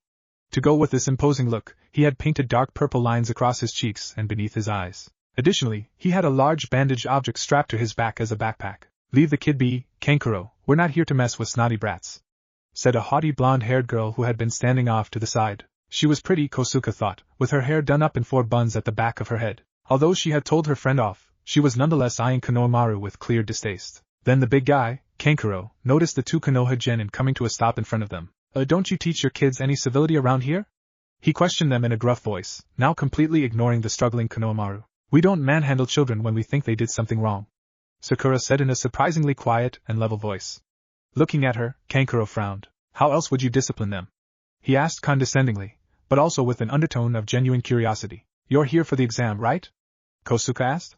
He had been scared to voice any immediate objection, but Sakura's clear stance had given him some courage. Looking at Kankuro's forehead protector, he realized it had the symbol of Suna engraved on it. I don't know how you do it out in the desert, but in Konoha, hurting a child is unacceptable. As it turned out, that was the wrong thing to say. Kankuro's face suddenly darkened.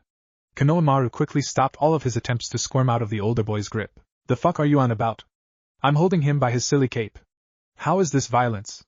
If I wanted to be violent, he'd be far worse off. Slightly intimidated, both Kosuke and Sakura became quiet. Is this really how you raise them here?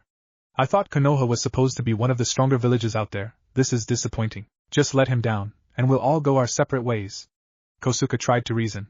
He didn't want to admit it, but the big Suna boy scared him. Surprisingly, the blonde Kunoichi supported him, although in a very roundabout manner. Let's just go, Kankuro, we have to get to the apartments at any rate. Looking over at his teammate, Kankuro considered her words. He didn't want to anger his sister. But this could be good practice, Temari.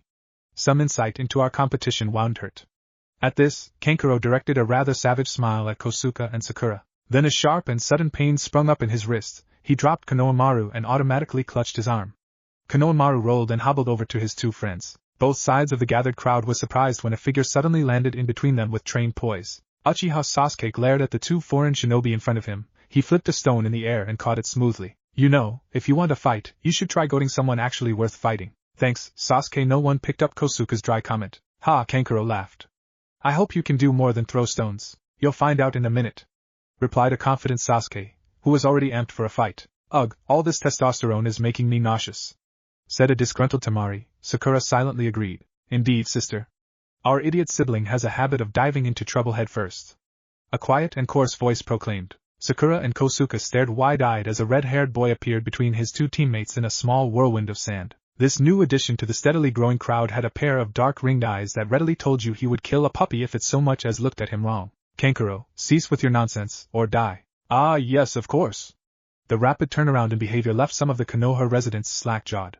However, it was not just Kankuro. Temari had become pale, and was looking away from her red-haired teammate determinedly. Somehow, Kosuke didn't think the Suna kid was making idle threats. Humph, I'll get a chance to fight you during the exam, I suppose? Sasuke said, disappointed to see his opponent so meek all of a sudden. And you are? Asked the newest arrival, his voice void of any emotion. Uchiha Sasuke. Who are you? Sabaka no Gaara.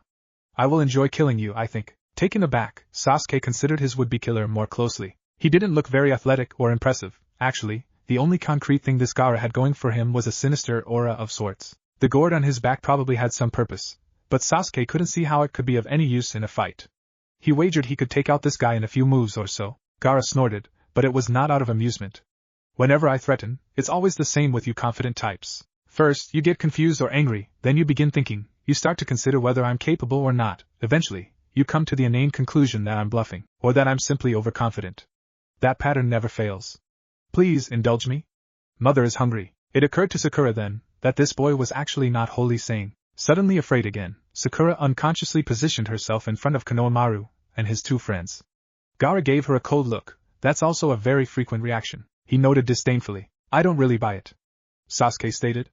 Give me your best attack, and we'll see if you have some actual prowess to back up all that talk. A sudden quiet enveloped the assembled group. Sakura looked at Sasuke in worry even as she was cheering him on in her head. Kosuke for his part was annoyed that his teammate couldn't walk away from anything remotely resembling a fight. Both Kankuro and Temari quickly lost their initial shock at the bold declaration. They now looked at Sasuke as if he was already dead. Prowess? Does that even matter? What matters is that I have power, more so than you do, Uchiha Sasuke. Your idiotic challenge is accepted. You have only yourself to blame for your death, as you were the one to challenge me. Removing your existence will be gratifying. TCH, like I said, give me your worst. Despite the contemptuous reply, Sasuke was staring at Gaara with an unusual intensity. He was excited, Sakura realized with a slight exasperation. Why do boys only think about fighting? Shinaro. Gaara raised his right arm and both siblings immediately moved several feet away from him. You guys back up a bit too. That was Sasuke. Sakura complied hurriedly and ushered the three academy students back down the cobbled street. Kosuke walked with them without taking his eyes of the two figures facing each other down. A small halo of sand was now swirling around Gaara and Sasuke stood ready to jump into action. Suddenly, the lid on Gaara's gourd popped open and thick streams of sand slithered out with an alarming speed. Concerned, Sasuke jumped backwards when he saw the sand speed after his legs.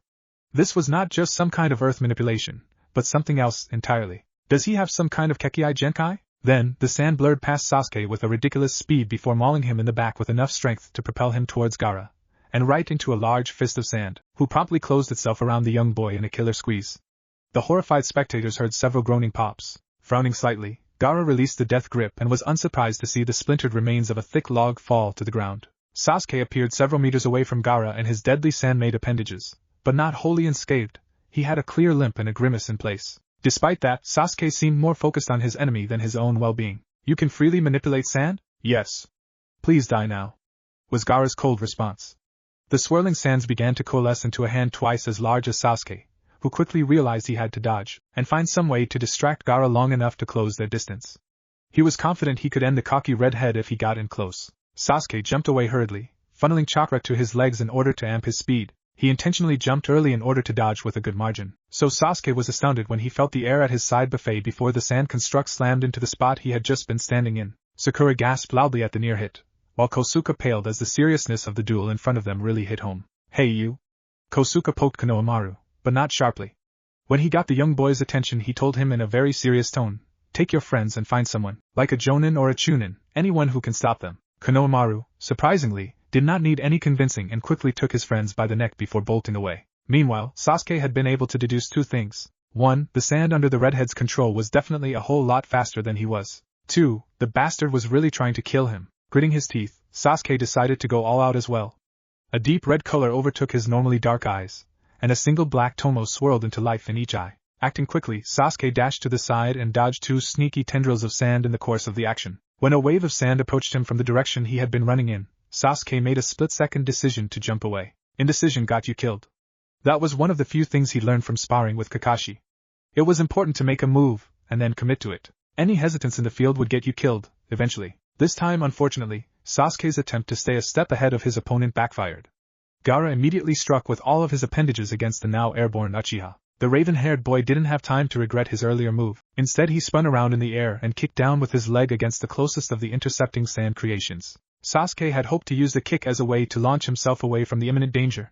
Instead, his foot was absorbed into the sand, effectively stuck. Recognizing the danger he was in, Sasuke adeptly put his hands together in order to use another kawarimi. However, just as he was about to finish the last sign, a vein of sand grabbed his wrist away, which ended the jutsu prematurely. Sasuke hit the ground roughly, before another two appendages enveloped his last free limbs. Slowly, they began to pull him down the cobbled street. Sasuke struggled violently with a panicky need to get free. It proved futile, and a very real fright began to well up in him, as Gaara dragged him towards an impending death. Wait! A shaken Sakura shouted out, and she took several shaking steps forward. You won! What are you doing to him? Sabaku no Gaara looked up from his squirming prey. The gaze he gave Sakura was enough to make her stumble. Why do you care? He asked in his gravelly voice. Why? Why wouldn't we? He's our teammate. Our friend. Sakura cried. She was very close to actual tears at this point. Kosuke quickly moved up to her side and nodded fervently to her words, too scared to voice his own thoughts. Both Kankuro and Temari stood several meters away and watched the proceedings stoically from the shadows of a tall brick wall. Gaara's hard gaze did not soften as Sakura spoke. Instead, it intensified. How inane. Friendship? Are you willing to die for your friend, then? He challenged me, and as the victor, taking his life is not only my choice, but my right. Dread welled up in Sakura as the cold words from the foreign boy hit her. But why would you? Sakura's next words died in her mouth when she saw sand swirl and coalesce into a sharp lance above Gaara. The tip was aimed straight at Sasuke, who immediately paused his struggling to look up at the cone-shaped spear of sand with wide eyes. His single Tomo Sharingan saw no escape from this. And no, don't do this! Sakura screamed hysterically. She tried to run and position herself between Sasuke and Gaara, but Kosuke grabbed hold of her from behind to restrain her. She couldn't get out of his grip, much as she tried. Angry and desperate, Sakura gave the two Tsunagenin in the background a harsh glare. And what are you two doing? Are you just going to stand there and watch him do this? Sakura shouted at them, all the while trying to kick and scratch her way out of Kosuke's grip. Sakura was surprised when the girl with the odd pigtail hairstyle took a hesitant step forth. Oh, Gaara, don't you think you've made your point now? You won, you always do. You don't have to kill anyone. He's just a kid, he didn't know any better. Despite her own insecurity, Temari was doing her best to hold up a brave front. Be quiet, Nasan, or I'll kill you too. The sentence was said in the same cold and uncaring manner. Temari gasped inaudibly, and her eyes widened a fraction in surprise and fear. She took a step backwards and looked away. Kankuro put a hand on her shoulder, but she shrugged it off. Sakura was shocked at Gaara's casual threat to his teammate, and apparently, his own sister. He's evil, she concluded, and surprisingly, that knowledge calmed her somewhat. At least she understood Gaara's bloodlust now. There's no reason for this, we didn't fault him somehow. He's just insane. Well then, it's time you died, Uchiha Sasuke. She's getting impatient. No! Wait! Sasuke shouted from his incapacitated position. I have to do something, you can't kill me yet. There is something that I have to accomplish. Gaara ignored him. A slight wave of his pointer finger had the hovering lance of sand launch forward in a burst of speed. Sakura screamed, and Sasuke watched the spear approach with an odd feeling of detachment. Really? Is this it? Was his exact thoughts right then? It happened in the span of a second. A figure appeared in the projectile's path and struck out with an open palm. Everyone became dumbstruck when a loud shockwave of air ripped the spear's composition apart. Tiny grains of sand scattered around by the resulting gusts of wind. Everyone stared unabashedly at the unknown figure. He was blond, and stood across of Gaara, whom he was considering with a pair of clear blue eyes. His attire was pretty casual. A white long-sleeved shirt with some obscure patterns, dark blue pants and a pair of black lace shoes. His hair was a spiky mess that somehow fit him very well, but the bangs that fell just short off his eyes hinted to some vanity. Sabaku no Temari frowned and sharpened her gaze at the powerful display of wind manipulation. That was no jutsu, he somehow created that much pressure through only raw nature manipulation. Back in Suna, the pigtailed girl experienced a certain level of fame due to her unusually good grasp of the wind release. Many considered her a prodigy at the art, which was why she was known by the title of Wind Mistress in Suna. Because of those talents, she could analyze and appreciate the blonde boy's skills far more thoroughly than anyone else present. What stumped her was the way he had done it, with no hand signs, with no specified jutsu in mind at all, just raw wind chakra expelled with great force. She was impressed, of course. She could only do minor things with her wind chakra unless she used signs or her battle fan, like putting out a candlelight. But the question in her remained, how? The boy's method was very cumbersome in the way that it was so chakra-intensive, and ridiculously difficult. She had no idea how much training he had gone through in order to reach such a high wind affinity. He wasn't even all that old, he looked to be just a year or two shy of her own age. Despite the impossibility of it, Temari really wanted to learn how to do it. To have the wind beckoning at your fingertips seemed so wonderfully useful and liberating. She was brought out of her own mind when her violent sibling came to himself. Just what? Gaara spoke up menacingly. Do you think you are doing? I don't know, was I doing anything? Was the quick and level reply. Gaara stared at the blonde, now completely flummoxed. One moment, I'm just gonna cut this guy loose. Huh!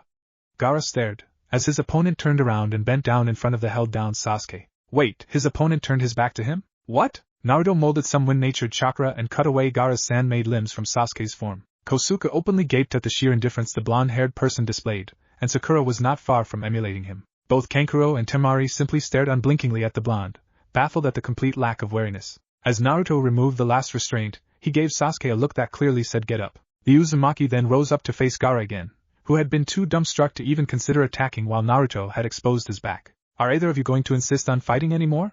Naruto asked the two boys. Sasuke, who had just gotten back on his feet, eyed Gaara with tight-set eyes. He tried to kill me just now, I can't let that slide. Remove yourself. Gaara glared at Naruto. I will kill you afterwards. Sakura was about to interject several words of her own, but she swallowed them when Naruto spoke up. Uchiha Sasuke, Konoha's last living member of the famed Sharingan-wielding clan. Sabaku no Gaara, son of the Yondaime Kazekage. Are either of you aware of the consequences this little spat of yours could have? Both boys stilled slightly, and they turned to look at him. Why should I care? Gaara asked uncaringly. Naruto didn't miss a beat at the cold and unconcerned voice. Well, in the event that you kill Sasuke, how do you think the Kazekage will try to appease Konoha? In the most likely scenario, the Kazekage will just hand you over to the top brass here in order to stave off war. I hear he's not exactly very fond of his youngest son. Gaara showed no outward sign to Naruto's words, save for a slight crease that appeared between his eyes. Even so, why do you care? This is none of your business. A slight pause. Naruto's next words, while not cold, were considerably chiller in comparison to his earlier tone. It sure is, I'm a meddlesome person, you see.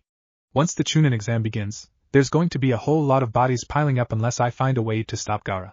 Naruto realized. Gaara continued to stare at the weird boy with bloodshot eyes.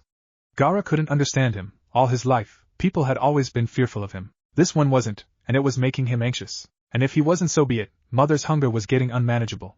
This boy would fear him soon enough. You two can finish this in the arena. There's no point in making a mess here. Sasuke looked reluctant to back down, which was pure idiocy of course, but Naruto kept himself from thumping him. Don't you owe me a debt now, Uchiha-san? At least back down when I tell you to.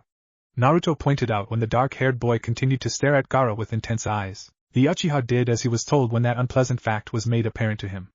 Ugh, as long as he doesn't demand anything too ridiculous, I guess I can manage. He did save my life, after all. Meanwhile, Gaara prepared to lash out at Naruto's distracted form, but it was not to be. What's happening here?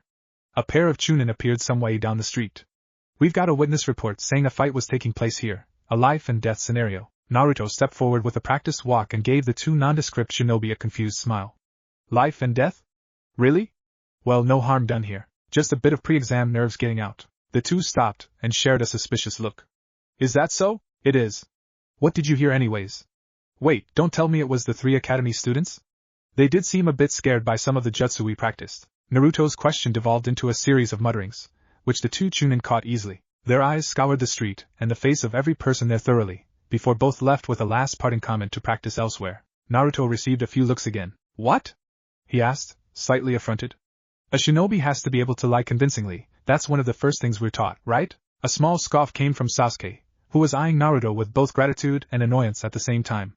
Find me when you want your favor cashed in, he said simply, before he turned around to leave. I suggest you two follow him. Naruto told the two Konoha genin. They followed his advice quickly. The pink-haired girl even thanked him for saving her teammate, which was an appreciated gesture. Pink Girl 1. With that out of the way, he turned towards the Suna genin, whom were already receding away. Naruto quickly walked up to them. Well, let's get going. I for one want to leave this street. He spoke up from behind the 3. You're not coming with us. Temari had initially spoken up to deny him. However, once Naruto swiveled his cerulean blue eyes at her, the statement turned into something more along the lines of a question. Yes, I am. Naruto proclaimed confidently. And Gaara, if you're planning to kill me, quit it. Gaara looked at Naruto in surprise, while his siblings glanced betwixt the two of them warily. He felt my bloodlust earlier. Gaara guessed. I will wait until the exam. The reed head lied effortlessly. He was also a good liar, mostly because he had no moral dilemma in doing so whatsoever. Good because, truth be told, I have an ulterior motive in wanting to go with you. The three Suna shinobi straightened, intrigued as to what this mysterious and quirky genin could have as a motive to go with them. They couldn't imagine his intentions. You see, I need to find these apartments everyone's talking about. 2 sets of blinking eyes and a dead stare was the response to that. Kankuro was the first to vocalize his surprise. You're joking, right? Ah, so this is the place. Not too shabby. Naruto and the 3 Suna siblings stood in front of a 3-story apartment complex. It was brand new, and it showed in the gleaming glass-paneled walls. Whereas most of Konoha's buildings were simple in nature and usually built with wood, the block almost looked a bit out of place with its metallic sheen and glass panels. The discrepancy wasn't too noticeable, however, since the building was placed very remotely on the outskirts of the village. How come no one told you about it? You have a team leader, right? He should have briefed you. Temari asked curiously. Her brothers walked at her side in silence. I'm a bit of a special case in that regard. Naruto responded carefully, fully aware of how unsatisfactory that answer was. He was pleased that the girl had taken to ask a few questions though. She and Kankuro had both acted very meek during the admittedly short walk to the apartments. Gaara seemed to have that effect on them. Honestly, the 3 of them were more dysfunctional than a drunk Jiraiya surrounded by pretty girls. Well, maybe not that bad. Where's your room, then? Naruto asked. He really did want to know where the 3 stayed, but he also wanted to divert some attention away from himself. Years of hiding in plain sight had made Naruto a closed-off person. Secrecy was as much a habit as it was a precaution for Naruto. Up the stairs. Temari answered after having taken a quick peek at Gaara first. She then pointed towards a set of stairs that led to the 2nd story of the building. It's the door farthest down the corridor. The foursome ascended the stairs together, but Naruto stopped when he came to a door with a big 9 affixed to the wall. The others stopped when they noticed Naruto's sudden halt. Gaara frowned in annoyance at the delay while Temari and Kankuro looked at him in curiosity. Naruto paid them no mind. He had a hunch. A nimble hand quickly dug up the keyring he had been given earlier that day. A set of identical keys hung from the chain, but also attached was a round, blank coin. He flipped it around and was pleased to see the number 9 on it. Naruto couldn't help but to give a small snort, mildly amused. The old man was probably having a laugh right about now. Number 9? Really? He turned to the others, who were looking at him in polite confusion. Save for Gaara, who was now standing outside number 7, 2 doors away. The Suna Jinchuriki was glaring at him. Found my flat. Naruto declared with a notably more forceful smile. Looks like we'll be pretty close neighbors. Gaara's oppressive stare did not lessen in the slightest. That confirms it. My new and psychotic neighbor wants to murder me. Great. He coughed slightly and opened his door. So, I guess I'll be seeing you guys around then?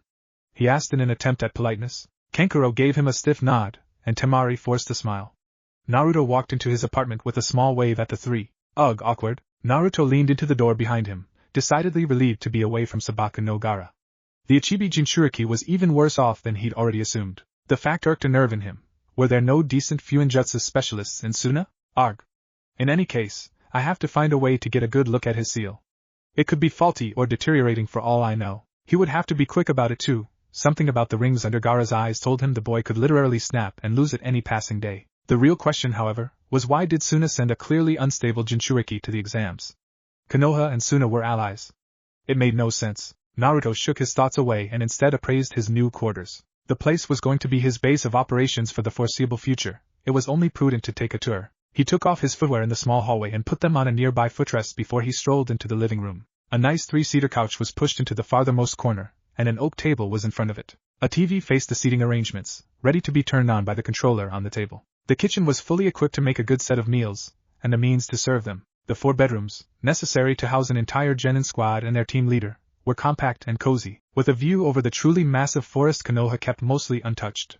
Inside the bathroom lay the expected necessities, and not much more. What impressed Naruto was the study he found.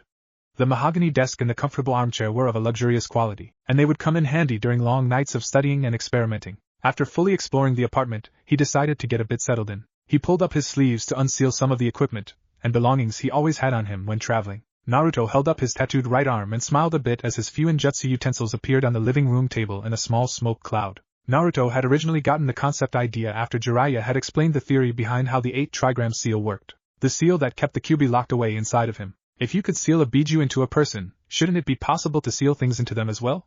Spurred on by the thought, Naruto had begun experimenting on his own. In principle, it had seemed like an easy conversion, although it struck him as odd that none of his books even mentioned the concept. Not even Jiraiya knew of a Fuinjutsu scheme that could do what Naruto wanted.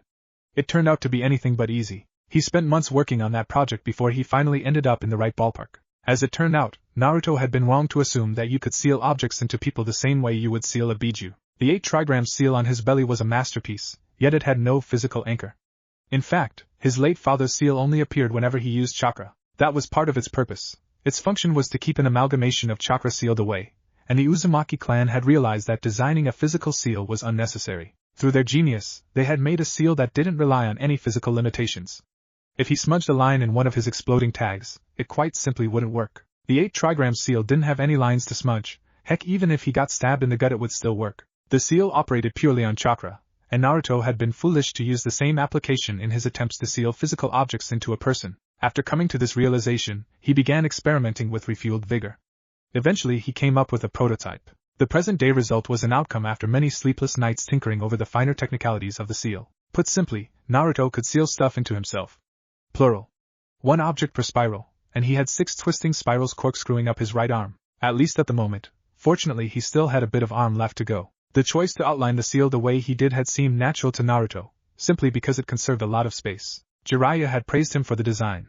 It was one of the few seals ever made to work on something else other than a completely flat surface. Jiraiya called it a spherical design, and told Naruto that he had only seen something similar a handful of times before. The final effect looked surprisingly good.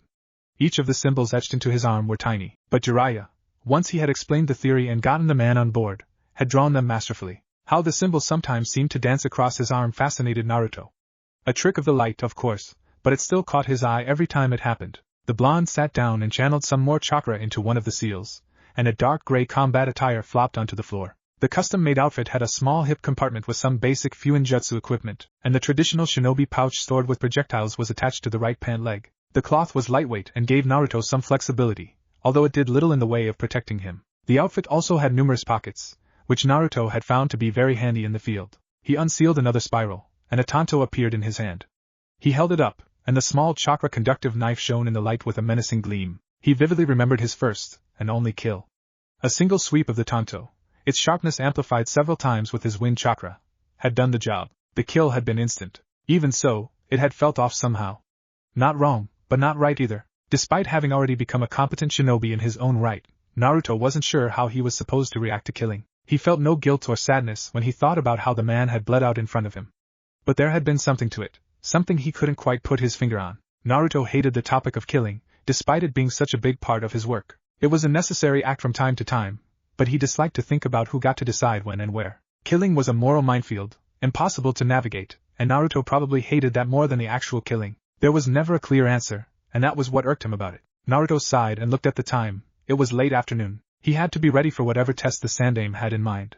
He unsealed another spiral and a custom-made wakizashi sprung into his hand. Tomorrow was going to be an exciting day. When Naruto arrived at the Hokage office the next morning in his shinobi attire, he wasn't too surprised to be taken away for a walk. Apparently, the Sandaime had a particular location in mind for the day. The fact that the entrance to this place was in the back room of an unfrequented shinobi-only bar was only fitting, he supposed. Not to mention secretive. This seems very shady, Naruto pointed out as he and the village leader descended flights of worn stairs. Because it is, Hiruzen replied evenly. They were alone, and he knew it was no use keeping Naruto in the dark. He would find out eventually. Oh, how come? Naruto questioned, interest piqued. Well, you will not find these facilities in any records, Naruto. They do not exist on paper. Naruto would have normally commented here, but he realized the Hokage was not done explaining. You see, a rather powerful and secret faction of Konoha's spy network works here, led by my former teammate, Danzo Shimura. When I say Konoha's spy network, I am being literal. They do not answer to me, but to Danzo. He is the leader of Root. Root? Naruto repeated quizzically. The stares down did not stop. Their name, it's symbolic supposedly. The proud trunk that supports the leaves of Konoha is the shinobi core. Root, however, lies in the shadow of the tree. Naruto finished for him. Very good. The Sandaime smiled encouragingly. Danzo thinks my rule is too soft. On occasion he takes matters into his own hand. He has always tried to keep Root hidden from me. I only discovered its existence a trifle few years ago, and it's only a few months ago that I was able to establish a working relationship with Danzo again. Working relationship? Isn't what he does down here high treason? In almost every aspect, yes. I can tell you right now that he also practices several unsavory policies down here. However, I do not have the political ammunition to take down Danzo. For some reason it seems like he has every influential and important person in his pocket just when he needs them the most. An odd thing to say, I know, but it is still the truth. Besides, he has his uses. The Hokage robes continued to swish against the hard stairs as they descended the last few steps. They walked ahead into a dimly lit corridor. Two black-clothed figures appeared behind them, both armed with an uchigatana. They impressed Naruto, but the Hokage appeared unbothered. So, instead you made some sort of truce with him? Naruto tried to get back to the conversation. In a way. We have an understanding, and we can agree on certain things. He quickly consented when I asked for an out-of-the-way training facility, on the condition that he could participate. The Sandaime gave Naruto a concerned look. He knows about you unfortunately, so there is no point in trying to conceal you. Naruto only shrugged, and followed Hiruzen when they took a right turn. The root personnel remained in their shadows. Naruto, however, was concerned about something else. What exactly will you have me do today? Well.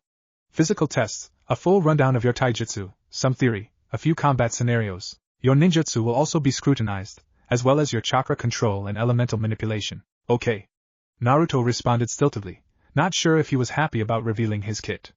The place itself was giving him a mild case of claustrophobia. You will also be given a few mental exercises to practice, not to mention some theoretical tests. I need to know how much you know. In any case, expect to be exhausted when we leave. Naruto dipped his head one last time. He liked structure, so just hearing what he'd be doing for the day was a comfort. Although, I can't say I like the thought of having this Danzo figure observing me. I take it we won't be alone during all of this, other than this Danzo? Goodness no, we will have some assistants of mine helping us. Highly overqualified assistants, but assistants nonetheless. So, it seems we have arrived. 3 men stood waiting outside a door a bit further down a new bend in the corridor.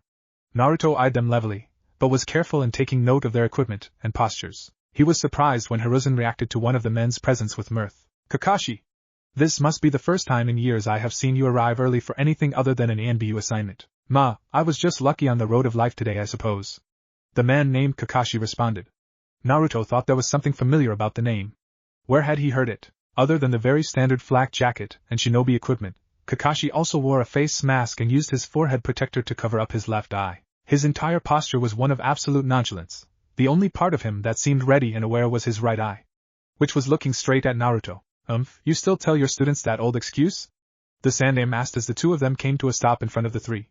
Kakashi shrugged noncommittally. The other 2 were also clearly shinobi.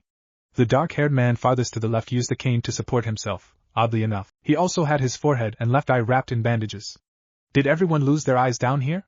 The last man wore an ANB uniform and their characteristic porcelain masks. Naruto couldn't quite decide which animal the mask was trying to represent. The atmosphere seemed tense. He wondered if there was any history between the men. The Sandaime coughed to get everyone's attention. Well then, this is Uzumaki Naruto, Naruto-kun. I would like you to meet Hatake Kakashi, Shimura Danzo, and the ANBU member here is Tenzo. Naruto dipped his head curtly. Pleased to meet you. The pleasure is ours, young Naruto-kun. The bandaged man, Danzo, spoke. Shall we go inside and begin? Danzo's question was directed at the Sandaime. Naruto wondered quietly at how fake the subservience was. He could have sworn he saw a wink from somewhere in the dark sockets of the one with the ANBU mask. Yes, let's not tarry here. Multiple spotlights lit up upon their entrance, illuminating a very large and rectangular room. Most of it was naked, with lots of room to maneuver in. There was, however, in the top left corner a small and elevated platform with tables and seating arrangements. Blank reports, scrolls, and books littered the tables. Naruto's attention was drawn to the floor and walls, however. It seemed an odd choice to have the floor consist of large black stone tiles. Even the walls had the same makeup. In any case, all the tests would be done in this room. That meant there were no bodies of water to use, no earth to manipulate, and most importantly to him, no natural wind to fan. His only comfort was knowing that the same thing would apply to his sparring partner. The group of 5 motioned further into the room behind Hiruzen. For a few heavy seconds there was complete silence, not even their footsteps gave sound. Naruto honestly thought the situation was more than a bit abnormal at this point. He felt very much like he was in the thick of it. Perhaps not so strange, with an ANBU and a Jonin walking silently at his sides, and 2 old lions both pretending to be docile walking at the front. He was way out of his league, but there was nothing to be done about that. He had felt out of his depth ever since he arrived in the Sandaime's office yesterday. This was just the state of things now, it seemed, and he had to adapt. Danzo was the first to speak again. This room took years to make. It may not look much at first, but a great deal of work and time has gone into making. Frowning at those words, Naruto unceremoniously kneeled down to touch the curious stone floor. This texture. It's oddly familiar. There was a faint, almost magnetic pull on his chakra coils. Now very bemused, Naruto allowed some of his chakra to exit the Tenketsu point in his hands, only to feel the chakra evaporate. It was simply gone. It's not just chakra conductive. There's something else to this. Danzo paused in his explanation to look back at Naruto, who was still crouching by the floor. What? Oh, did I say that aloud? The floor. Naruto murmured. You've mixed some chakra-conductive metal into the floor surface, and the walls too, I would guess. The only reason you would do that is if you wanted it to react to chakra in some way. This place must have cost a fortune. Naruto rose to his feet, and took some satisfaction from their faces. My guess is that you've used Fuinjutsu in conjunction with the conductive metals to somehow create a surface area which is chakra absorbent. It's probably chakra resistant too. It's very impressive, in either case. To Naruto's disappointment, Danzo didn't lose any outward composure at having the secrets of the room so easily revealed. Yet Naruto was surprised when he heard an amused snort at his right side. Everyone turned to look. Kakashi's excuse of a runny nose was even more ridiculous than the actual slight.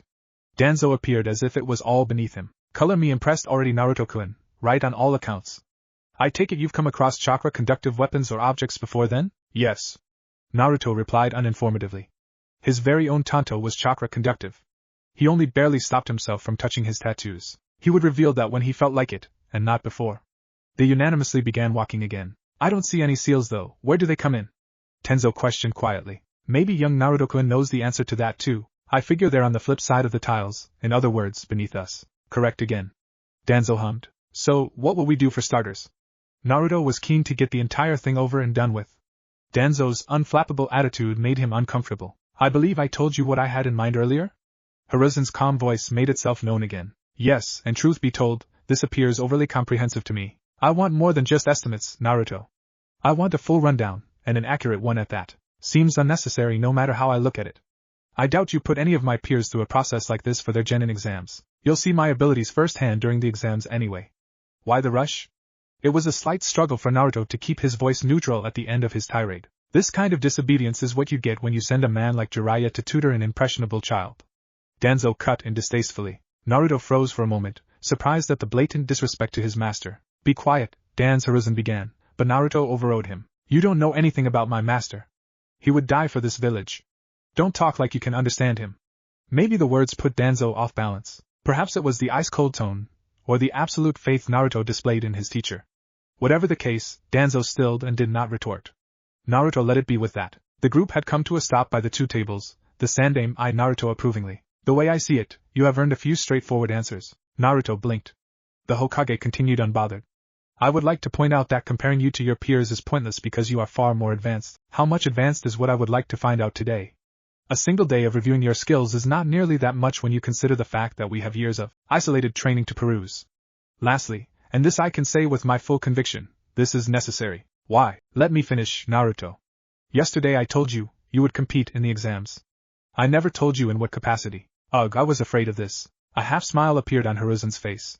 I will be blunt then. I want your cooperation in countering an invasion orchestrated to take place sometime during the Chunin exam, among other tasks. A long silence enveloped the small group, and Naruto felt scrutinizing looks from all sides. Everyone was waiting for a reaction, but Naruto remained stoic. Inside his head, his mind was awhirl. A full-scale invasion and a possible war in the woodwork was not what he expected. This was far bigger than he had imagined, and somehow he was getting hauled into it by a pair of self-righteous old men. The real question, however, what exactly do you want me to do? The short and clipped question came out tiredly. We've already given you more information than we should have, don't press your luck.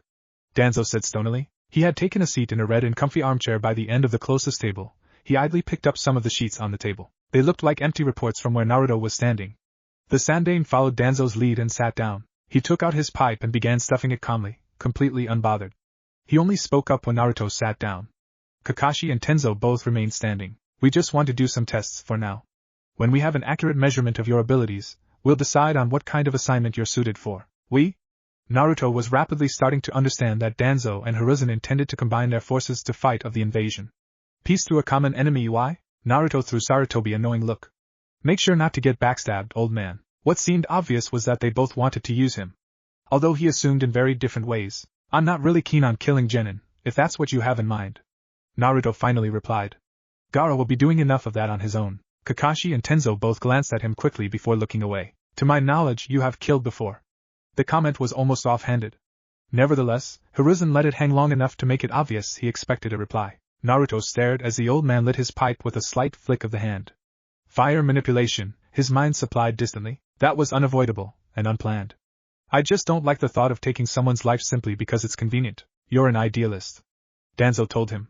I can respect that. At this, Naruto gave the bandaged man a raised eyebrow in challenge. Danzo smiled bitterly. It's far better to put your faith in ideals than in people. People are whimsical and bound by mortality, whereas an ideal is consistent and everlasting.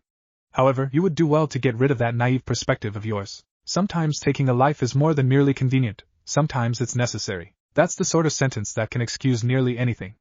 Naruto returned hotly. He rose out of his chair to face the Sandaime. Can we get started? I'd like to get this over with. Danzo leaned further back into his chair and began writing small tidy lines over the sheets in his hands. The image only served to aggravate Naruto further. How dare he say I'm naive? Well, the floor is right there. Kakashi and Tenzo have their instructions. When Naruto didn't immediately move, he was shooed away. Go on then, I will take notes on you, so don't hold back. Nodding, Naruto trailed after the two assistants. Kakashi started talking when Naruto caught up. Okay, your first test, reflexes, perception and general reaction time. The masked man ticked off a finger at each point. We'll begin immediately. The actual testing proved very peculiar at first, at least to Naruto. Tenzo stepped away and watched with crossed arms as Naruto and Kakashi walked into the center of the large open room. Once there, the silver-haired Jonin held up a simple rubber ball. Try to keep track of this, your objective is to catch it, but you have a time limit of 3 minutes. Poof, and 3 identical sets of Kakashis popped into existence from a smoke screen.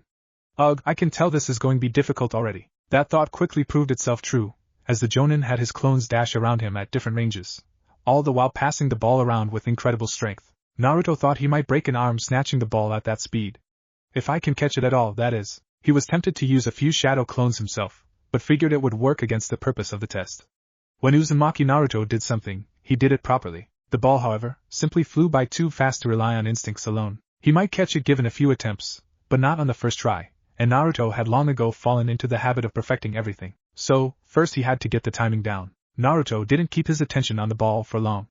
Instead, he watched the clones in the hopes of catching a pattern. Nearly every throw went either left or right.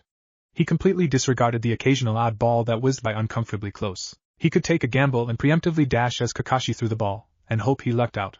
Even if that worked, however, it wasn't the clean solution he wanted. I guess I have to memorize his movements. After having watched several repetitions, however, it became obvious Kakashi never threw the same throw twice in a row. If one clone threw an overhead fastball, then the next would always throw something else, a low curveball example-wise. Moreover, the man had no obvious idiosyncrasies. It was clear Kakashi was trying to be unpredictable. That was not entirely bad for Naruto.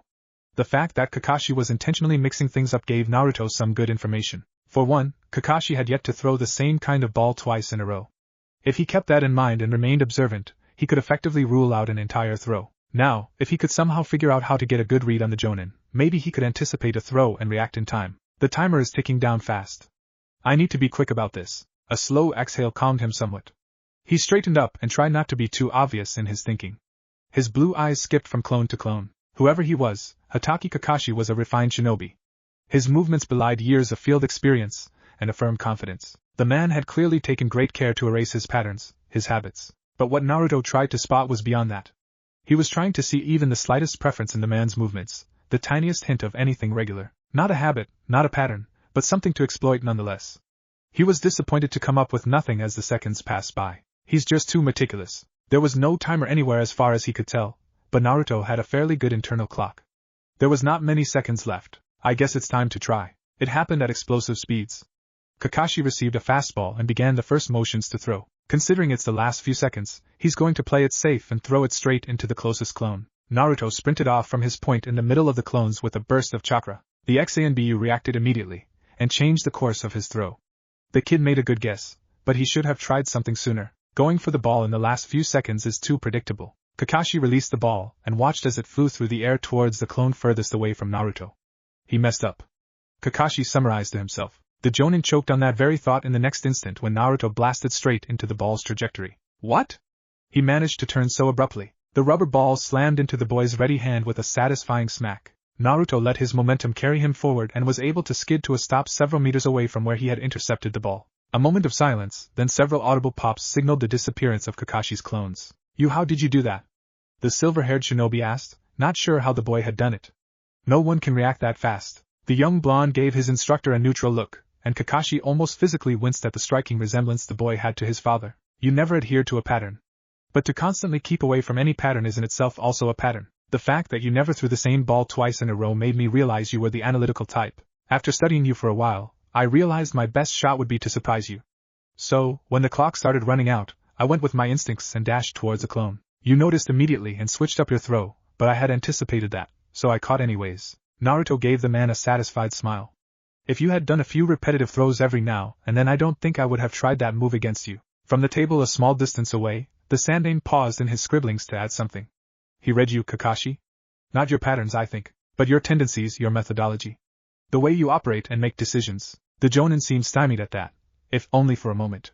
He was able to see what was underneath the underneath. He muttered in realization. Okay. Next test we'll check out your speed. Naruto nodded, and glanced at the ANBU operative, who continued to watch the proceedings stoically from the side. Danzo mostly had his eyes on his writings, but every now and then he looked up to study Naruto. It was going to be a long day. After having him run through a gauntlet to test his speed, he was surprised to see Tenzo issue the next test, a test of brute force. The ANBU spoke with a clear voice, and used inflections to impress the importance of certain words. Not like Kakashi's laid-back and relaxed explanations. We'll measure your strength next. First we'll see what you can do without any chakra enhancement helping you. Tenzo paused, and Naruto could feel the man considering him from behind the mask. Before that, however, you need to understand the absolute secrecy you will have to maintain after today. Needless to say, what transpired down here today cannot be spoken of. That goes doubly so for what I'm about to show you. Naruto merely nodded, slightly surprised at the sudden intensity of the ANBU. It was all made very clear when actual branches grew out of the man's open palms. Naruto was mollified. That's Mokutan release, yes. Recognize, accept and adapt. I'm not going to answer any of your questions right now. Naruto looked up into the slits of the ANBU mask. A pair of black eyes looked back at him. Naruto dipped his head in understanding. He's not going to answer any questions. Still the Shodaime's ability in someone else. That is scary. Okay, let's get started. Tenzo wasted no time in doing just that. He kneeled down and swiftly created a wooden dummy. Or rather, he grew one out of his hands. Tenzo then straightened up and stepped away from his creation. He gave a meaningful look to Naruto. Remember, no chakra. Show us what you got. Naruto stared at the dummy in front of him. Strength, eh? Well, it's obvious enough what they want me to do. Naruto reared back his arm, and stepped forward with the intent to punch it with enough force to see it flying. Tenzo regarded the boy silently. In truth, he didn't expect the boy to do much damage. By not allowing the boy any chakra usage, they had effectively removed all of his firepower. For some reason the Sandaime still wanted to know what the Uzumaki could do despite the obvious outcome. Crunch! Tenzo looked on in interest as the target dummy took an impressive double back flip before it crash-landed headfirst a small distance away. Not at all bad. Did he cheat somehow? Tenzo peeked over at Kakashi, who was staring at Naruto with his lone Sharingan activated. Kakashi didn't see anything. He would have signaled me otherwise. Still, Tenzo looked back at the young subject, who was currently waving a scraped and bruised hand around. To have that much raw physical strength so early in life was no small feat. Tenzo briefly wondered at what the boy had done in order to attain it. Part of it might be due to his Jinchuriki status, but that was not nearly all there was to it. Tenzo was certain of that. One more time, Naruto-san. Give us your best shot. Chakra is allowed. This time, Tenzo made the dummy several times more robust and heavy. Yet it hardly seemed to matter. With chakra at his disposal again, Naruto easily plowed the dummy into the far wall. Chips of wood flew everywhere, but the wall remained untarnished. Tenzo allowed a ghost of a smile to grace his lips. We're going to have a field day with this kid. I think it's time we moved on to a combat scenario. What do you think, Kakashi-senpai? Agreed. Kakashi concurred from the sidelines. He gave Naruto a questioning look. Unless you want to wait until after we've examined your entire skill set? Point taken. Naruto replied. I'm ready when you are. Tenzo moved away, and Kakashi's visible eye narrowed slightly. Overconfidence? Don't take this. Kakashi formed a hand seal with both thumbs pointing up. Naruto processed the single seal quickly. That's a tiger seal, a shunshin, lightly. The silver-haired Jonin appeared behind Naruto thinking the boy would try to scatter. He was surprised when instead, Naruto performed a sudden spin kick aimed at his solar plexus. The experienced veteran deftly caught the leg by the ankle before it hit its mark. That's some good reflexes and decisiveness, but a bad move overall. Kakashi chided internally. He was surprised yet again though, when Naruto kicked off ground with his standing leg, and once in the air, he twirled. Kakashi reeled back a bit as he caught the sweeping kick, this one uncomfortably close to his face. Didn't he learn from the first failure? Kakashi wondered. I'll just throw him into the ground. Naruto, with both his legs in a vice grip, quickly realized his predicament, and immediately snapped out his right arm. Kakashi watched the arm stretch out towards him in confusion. It shouldn't make contact. A small cloud of smoke appeared and momentarily concealed parts of Naruto's body, who was now level with the ground and picking up speed from Kakashi's swing. Then, a sharp knife cut through the smoke like an angry bird of prey. Kakashi was forced to let go in order to dodge the wide slash. Naruto caught himself with his left hand and rolled back onto his feet and into a low stance. The Jonin let out a small breath. He hadn't imagined himself nearly cut open in the very first exchange with the boy. He looked up, and the Uzumaki met his eyes without any of the fear and nervousness you would expect in someone so young in that situation. Instead, Naruto's eyes considered him blankly, analytically. Looks like I won't have to tell him to come at me with the intent to kill. His hand traveled up his chest to rest at his collarbone, where the tanto from earlier had nearly drawn blood. He's already given it a good go, after all. With a slight exhale, Kakashi pulled away his forehead protector. Naruto stared at the revealed Sharingan, and something finally clicked in his head. You're the copy Nin, aren't you? Famed for stealing a 1000 techniques, supposedly. Humph, I would expect nothing less from you at this point. Still, Jiraiya-sama overdid himself this time. Naruto took the compliment without comment. Neither felt the need to mention their odd connection derived from the yondaime. In the end, that was unnecessary. Instead, Naruto made the seal of reconciliation. Jiraiya had explained once how the seal was used prior to traditional shinobi sparring, to demonstrate that the two opponents are still comrades after sparring. In this instance, Naruto hoped it conveyed some of his respect for the famous Jonin who had once been his father's pupil. Despite the face mask, Naruto could detect a small smile in the man. The two then lowered into their separate stances, Naruto with his tanto at the ready, and Kakashi with several kunai held in between his fingers. A sort of excited energy came over the Uzumaki. Unable to wait any longer, Naruto ran at the Jonin. The renowned Sharingan wielder met him head-on, and for a breathtaking moment, the two traded blows evenly. Steel bit into steel as the two wrestled for dominance. Shimura Danzo paused in his writings to observe more carefully. Taking Kakashi on like that is beyond foolish. Even if he's holding his own for the moment. Naruto slashed at the Jonin with ferocious fervor. The equilibrium was already inclining. He knew what he was doing was reckless. In addition to the Sharingan, Naruto was physically outmatched. Although he used ample amounts of chakra to greatly boost his own strength, that didn't change his inferior height or reach. To top it all off, Kakashi was by far the more experienced of the two, despite all of that. Or maybe because of it. Naruto refused to back down. He wanted to see how far his abilities could take him against such a strong opponent. He wanted to try. Kakashi deflected the tanto with a sweep of his kunai. The Sharingan wielder then tried to step in closer to better work the angles with his choice of weapon. Naruto recognized his intentions almost immediately and hopped backwards into a defensive stance. He knows I have the better reach with the tanto, and he probably thinks I'll use that to counterattack him when he steps in. But why should I make things obvious? Kakashi was closing the distance when Naruto vitalized his body with a large influx of chakra. Quick as lightning, Naruto flicked two Senbon at the approaching Jonin before he dashed forward with a thrust of his tanto. The Jonin merely leapt above the danger zone and launched some of his own projectiles down at Naruto in the process. The Uzumaki sidestepped them narrowly, and with a rapid swivel of his body, he blasted off a futon, Kazakiri at the airborne Kakashi. The wind cutter never hit Kakashi. Instead, it sliced through the handle of a lone kunai. He used Kawarimi. The silver-haired Jonin reappeared directly behind Naruto, at the spot where the last of his earlier projectiles had hit. The young blonde whirled around just in time to put up a guard. Even so, the strong kick had him skid several meters across the stone floor. Naruto recovered quickly, but he was surprised when he saw Kakashi reach over his shoulder to unsheath a steel blade of his own. Also a tanto. It's been a while since I used one of these. I usually don't have to. But swordsmanship is one of my best qualities, you know. The Jonin drawled warningly. Bring it. Naruto called out. You're not the only one talented here. Without any hand signs, Naruto blurred into a shenshin. He reappeared at Kakashi's right side. The two slim blades clashed in a shower of sparks, but Naruto didn't have the raw strength to challenge Kakashi for more than a moment. He didn't need any more than that. With his left hand he hooked a finger around one of his kunai before he expertly twirled it into his grip. Withdrawing his tanto, Naruto narrowly sidestepped Kakashi's immediate follow-up attack, and in the same motion, he stabbed at the man's side with his offhand. Kakashi flicked it away with a kunai of his own. Growing bold, Naruto did an abrupt dash to the side. He then performed a curved upward strike with the tanto. Kakashi smacked it away. He then moved to parry Naruto's subsequent offhand stab. Only, this time it was more to it than just a stab. Kakashi's eyes widened. He infusing the kunai with wind chakra. With the wind chakra extending his reach, Naruto managed to cut off the tip of Kakashi's kunai and make a rift in his flak jacket. His Sharingan saw me molding the nature chakra? Incredible. He didn't get to think much more, because Kakashi had finally decided to go on the offensive again. The Jonin dropped the now useless kunai in favor of using his tanto with both hands. All thoughts seized in Naruto's head when the silver-haired Jonin went on the attack. Years of inbuilt muscle memory and instinct guided the teen as he continued to parry and weave in between increasingly violent attacks. Naruto deflected 3 rapid strikes from Kakashi. He then stepped forward to slash at the Jonin with his own blade, but the veteran batted his attack to the side and quickly went for the opening.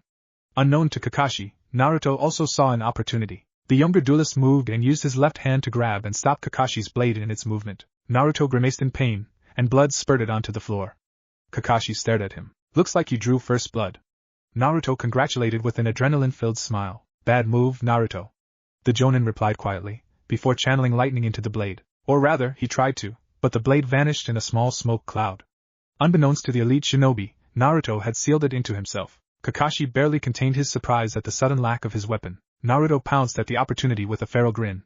Kakashi leaned out of the way of Naruto's wind-enhanced swing with very little margin. The Jonin then opted to use another Kawarimi to create some distance. Naruto had anticipated the move, and dropped his tanto in order to form the bird sign. Kakashi had little time to recollect himself before an air bullet was fired from across the room. The old ANBU operative danced past the bullet, just in time to see his own tanto slice through the air towards him. Kakashi dodged that too, and the tanto flew past him.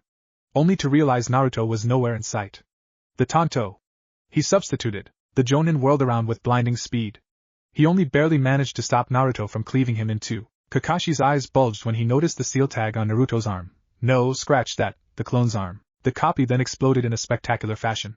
Even with the Shunshin, Kakashi didn't get away unscathed. The Sharingan wielder appeared on the other side of the room with a thin trail of smoke rising in his wake. Thankfully, the flak jacket had done a good job protecting him from the blast. Even so, the burnished markings in his clothes hinted at some good damage. Arg, my hair got singed. I'm never going to live this down. The lazy Jonin straightened up to look across the room, where Uzumaki Naruto stood staring at him in a silent challenge. His bleeding hand dripped only a few drops now. Just as interestingly, a smoke bomb was releasing a steady stream of thick, black smoke from a point in between the two. Kakashi regarded the fumes calculatingly. A smoke screen now, what's he planning? Removed from the fight, the two village elders by the table had long ago abandoned their ministrations in favor of spectating the fast-paced spar more closely. Kakashi is being too lenient. Danzo murmured. Maybe. Kakashi was very fond of Minato, and this is his son he's fighting. Hiruzen replied. By now, Naruto's smoke bomb had sent large parts of the room into obscurity. The young apprentice was somewhere inside, no doubt making traps. Kakashi walked fearlessly into the black smog. A shadow clone. Hiruzen guessed. Even so, Naruto might be a ways off from Kakashi's level, but he's clever enough to still pose a threat. Kakashi's natural inclination to avoid any unnecessary risks is helping him a great deal in this fight. A more aggressive Jonin might have been able to overwhelm Naruto early on, but there is also a small chance Naruto would have overcome them using his dangerous tricks. The ones Kakashi have been successfully evading, well, evaded for the most part. Danzo nodded stiffly at the lecture, but looked up when an explosion blew some of the smoke screen away. The youngest combatant in the room waited patiently, still partially obscured by the remaining vapors. Kakashi was nowhere in sight. Seems the clone stepped into something he shouldn't have. The root leader spoke quietly. The Hokage inclined his head in agreement, having arrived at the same conclusion. But where is the real one? The quiet disappeared when Hitaki Kakashi burst out of the last remaining smoke with tremendous speed. He then recognized the seal under Naruto's form. The Jonin immediately skidded to a stop.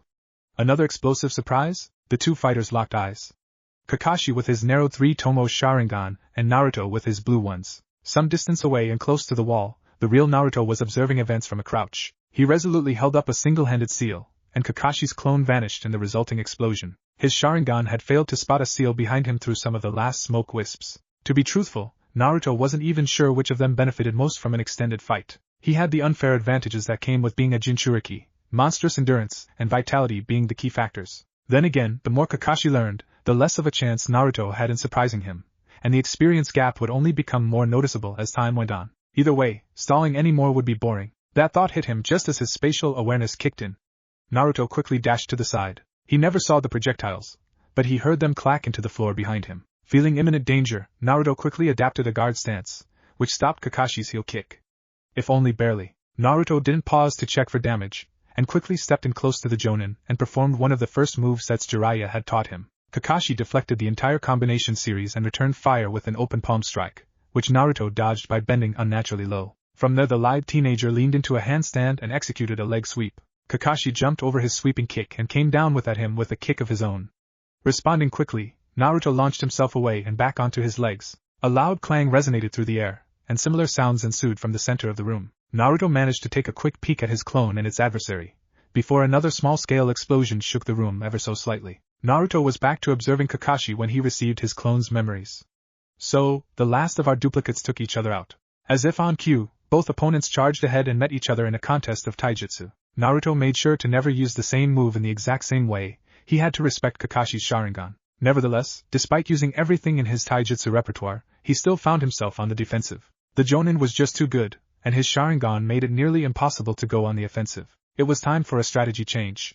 A glancing blow struck his shoulder, and Naruto had to quickly duck and roll to escape the onslaught that followed. He bounced to his feet and quickly took out a kunai to fend off Kakashi, who equipped a kunai of his own in response. The two locked in a power struggle. Naruto struggled until he channeled wind chakra through his kunai. He was surprised, however, when Kakashi brought his lightning element into play. The two stood in a deadlock of disastrous proportions. Wind howled against screeching lightning. Naruto gritted his teeth and focused on making his chakra as sharp as possible. Kakashi had the advantage in size and strength. He might even be better with lightning than Naruto was with wind. Even so, you're not beating me with a weaker element. With considerable effort, Naruto pushed on and sliced through Kakashi's kunai. What happened next occurred in an instant. Naruto, carried by his momentum, tried to stab the Jonin in his side. Their eyes met for half a second. Then, Naruto ran the kunai through the flak jacket and deep into the man. Kakashi groaned through gritted teeth and dropped to his knees. The young apprentice reflexively let go of the kunai. What?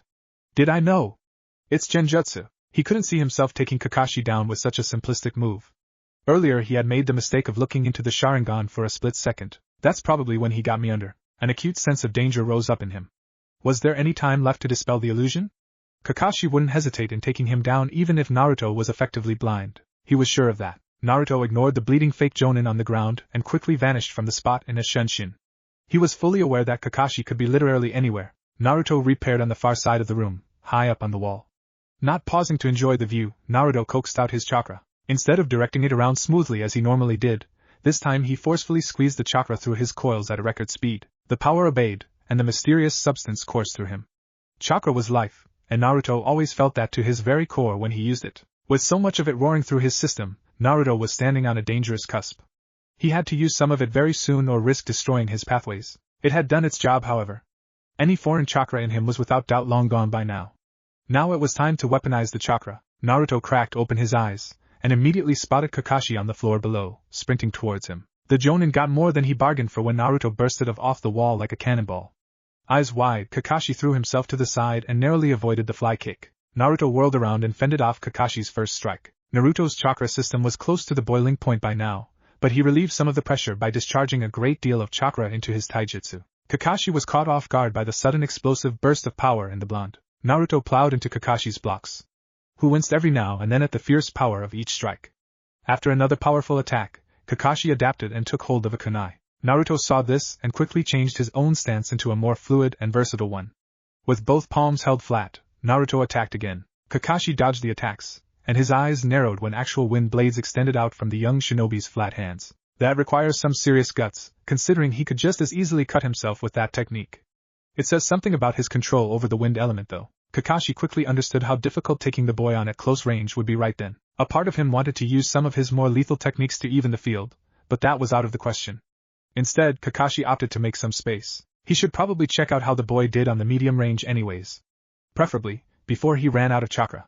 He was starting to feel his reservoir draining. He used another Shunshin, with no assistance from the traditional tiger sign. To his immense shock, the young futon user appeared at his side in the next instant, already in the motion of another attack.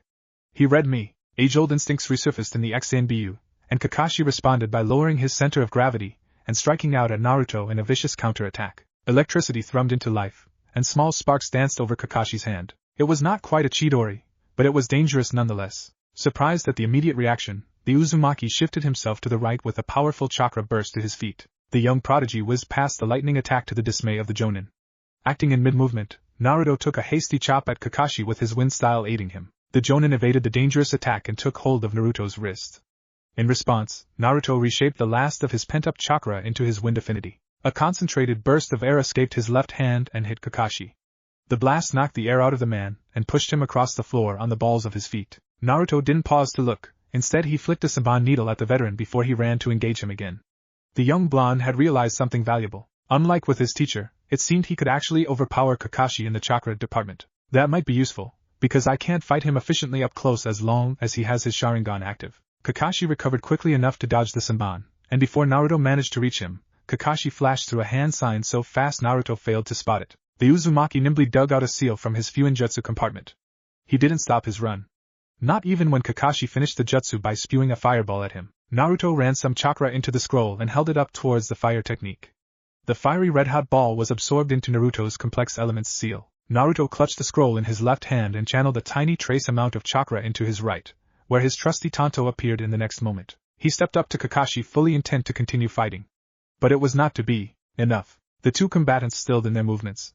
For a short moment neither moved. The Sandaime rose from his seat, and in a calm tone he said, I believe I have seen more than enough to draw up an accurate image. We have other things to go through today as well, as I'm sure you both know. The two slowly relaxed their postures. Bit by bit they disconnected their flight or fight instincts. The Hokage sat down again and made a small hand motion at the quietly observing Tenzo. Hiruzen expected the instructor to keep to the schedule. Tenzo dipped his head in recognition before performing the Shunshin. A good spar you performed at a more than adequate level, Naruto-san. Naruto stiffened at the close proximity to the Mokuton user, whom he had not noticed appearing behind them. Ah, well, thank you. It was just starting to get interesting though. Naruto replied, a bit winded after the spar. Yes, I look forward to seeing you in the exams. Moving on, Hokage-sama's next point on the list is chakra control. After that, we want to go through your ninjutsu. Your manipulation over your affinity is remarkable. I want to see how far you can take it. Also, do you have some control over the other elements? Other than that, we're also going to thoroughly dissect your taijutsu. You had at least 3 distinct styles that I noticed. Any others? There's also a few theoretical tests Hokage-sama wants you to take, as well as. Naruto listened closely, silently dreading the ensuing hours. A long day indeed. A worn down and exhausted Naruto returned to his new apartment that night. He had almost made it up the stairs to his flat when a door somewhere on the story above opened. 2 raised voices easily made it down to him.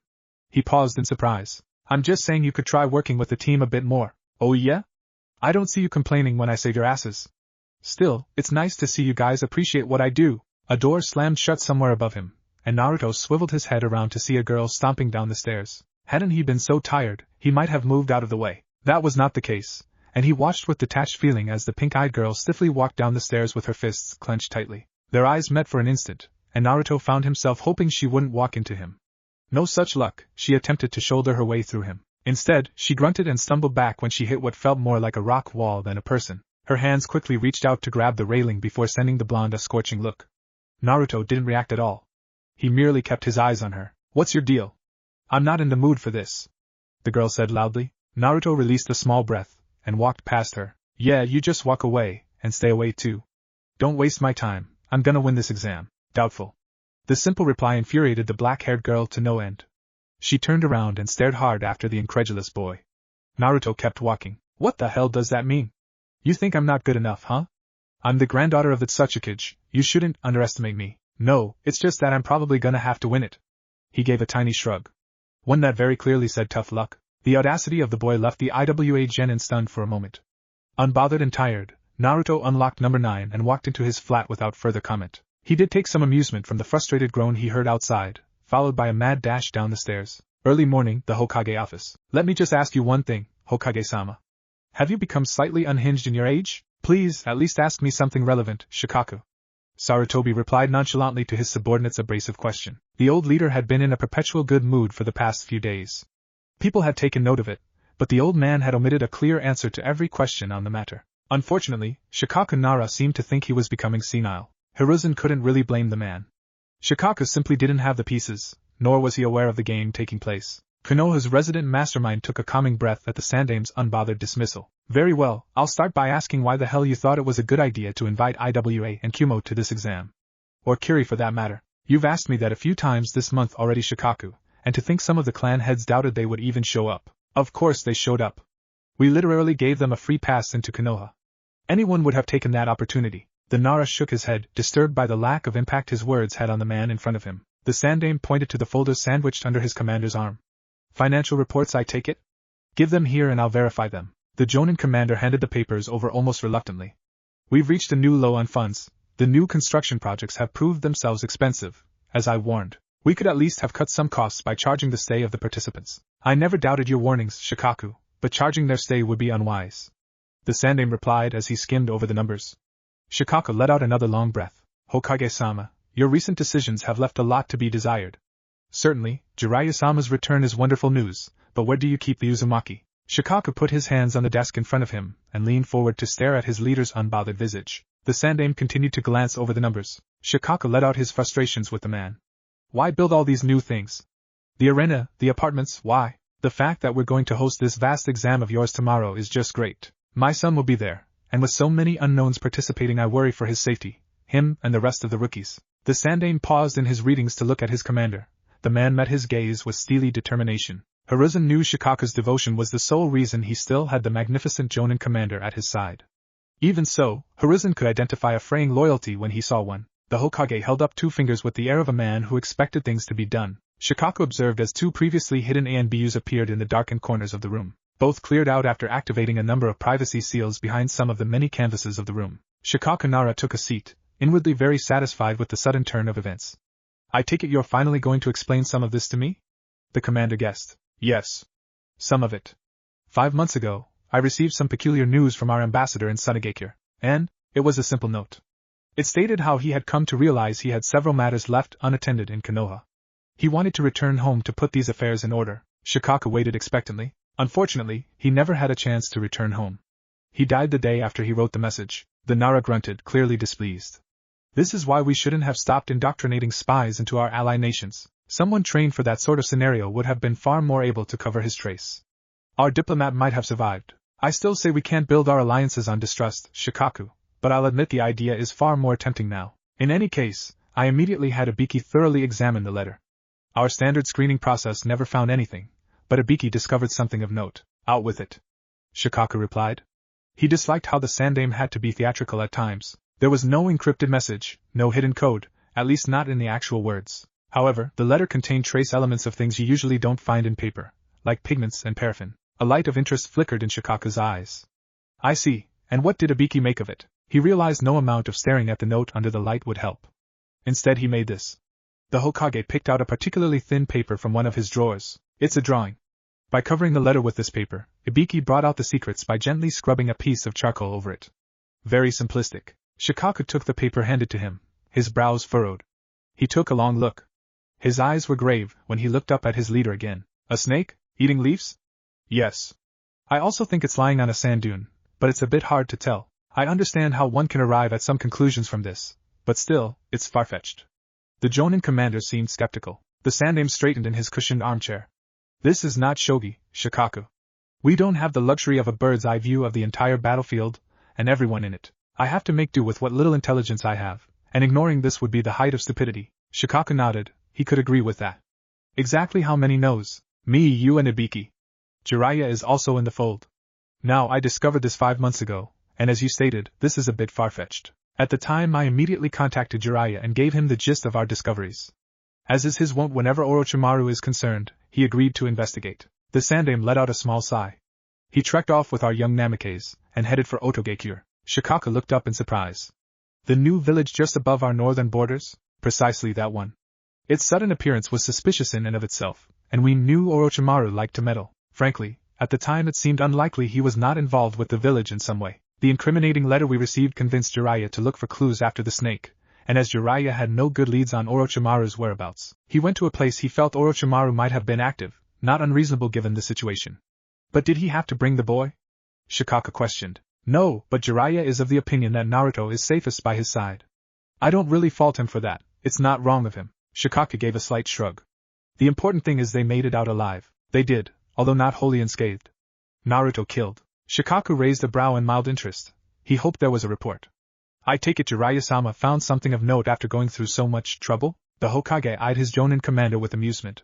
It turns out Orochimaru was more than just involved. He controls Otogakure. The Sandaime continued on, and the Jonin commander listened with hard eyes. Whatever our diplomat discovered in Suna, his message was clear enough to understand. Orochimaru intends to destroy the leaf. The Chunin exams would be the perfect time to do it. To add weight to this, I have noticed several odd inconsistencies in the past few months. Did you know the Kazekage intends to bring an honor guard over twice the usual size this year? Peculiar, no? Naturally, I began to prepare. Then, all of this the invites to Iwa, Kiri, Kumo and all the lesser nations, the apartments, the new arena?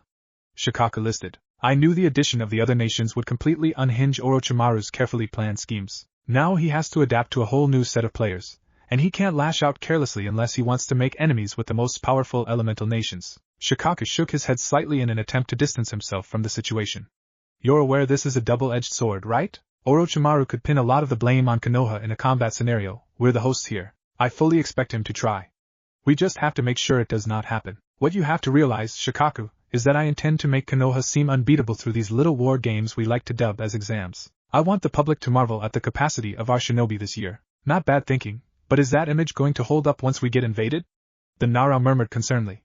The Hokage eyed his commander coolly. I'm building an image because it will help deter other nations from joining Orochimaru. Anyone tempted by Orochimaru will have second thoughts after witnessing our top genin in action. Not to mention our gracious treatment of the participants will make them feel flattered and accepted. A rent-free stay in new rooms goes a far way in establishing good relations, and the new arena is crucial because we will host a far larger event this year, and it has a multitude of safety mechanisms built within. I can follow you on that.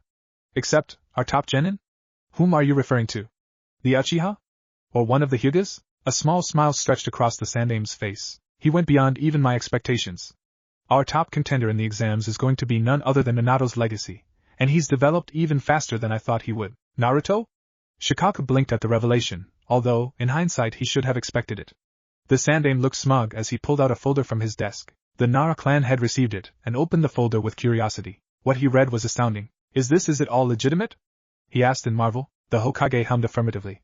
Shikaku continued to skim over the Uzumaki's file. Why has he only been graded in the traditional combat skills? There's more to a shinobi than ninjutsu, taijutsu and genjutsu, Shikaku asked quietly, his attention still on the folder. Oh, we examined a great deal more of his abilities, but I decided to send his combat stats to the examination committee. A small smile appeared on the Sandame's face. I did not give them a name or a description along with the file, in the case of someone biased getting their hands on it. After all, that file is literary proof Naruto is worth his salt as a high-ranking shinobi. There will be no disputing it once I promote him after the exams. Shikaku nodded slowly, not at all surprised at the deception. His eyes paused at the last sentences of the assessment. They're recommending him for the title of Special Jonin, as a heavy hitter I suppose. Well, his shape and nature manipulation is ridiculously advanced, and that would be an asset in teams who lack firepower. The Sandame is as clever as he is underhanded. Even so, Shikaku couldn't help but to reconsider the situation. Are you sure you want to reveal him? He could be a great ace in the sleeve, and he will undoubtedly become an even better asset in the future. Particularly because of his Jinchuriki status. Unveiling him now is risky, he'll get targeted. The Sandame folded his hands under his chin and gazed at his commander in a more serious manner again. That's how we traditionally do things with our strongest early bloomers. It is for their own safety. The thing is, I have a plan for our Uzumaki, and keeping him out of the spotlight is not conducive to that plan. Nara Shikaku blinked. He partially opened his mouth, and then he closed it without saying anything. Very well. He finally let out a tired sigh. I should call back some of our active jonin. We definitely need our forces here. Shikaku rose up from the comfortable armchair, and gave his leader a questioning look. When are the Kages coming, precisely? I invited them to bear witness to the entirety of the exam. But it seems they're only going to bother with the finale, so a month then, barring none of them shows up out of the blue. Shikaku was mumbling more to himself than to Sarutobi at this point. He looked up after a moment's pause to put down the folder. I'll take my leave then, Hokage-sama. I have work to do, a lot more than expected. How can so much change in the span of a single conversation? Was the Nara's thoughts right then? Hiruzen nodded amiably. Dismissed. Do what you think is best, Shikaku, I trust your judgment. The Nara clan head gave a last dip of his head before leaving the office. Preparations were in order. Same time, with Naruto. The braying mare was an inn in the red light district, and from what Naruto could gather at first glance, the place seemed used to its fair share of drinking and parties going by the worn-down look of the room. Naturally, it had to be a lively place if his teacher had decided to take up residence. Jiraiya was a picky man when it came to certain things, lodging being one of them. Naruto had no doubt the tavern also catered to the more carnal desires of its clientele. He just hoped he wouldn't find his teacher with a girl hanging off of him in his room this morning. Naruto had to have a one-on-one talk with him, a difficult scenario if the man was busy groping somebody. The young Uzumaki spent no more time in the doorway and walked across the fairly empty room. A henge concealed his more prominent features. Just as he was about to question the innkeeper, the large form of his protective guardian lumbered down a set of stairs in the back of the large, open room. He was bleary-eyed, Naruto noticed. The Toad Sage jerked his head at the front door. Naruto nodded back minutely, and followed his master out of the dingy establishment. Out on the streets, Naruto moved up to his teacher's side.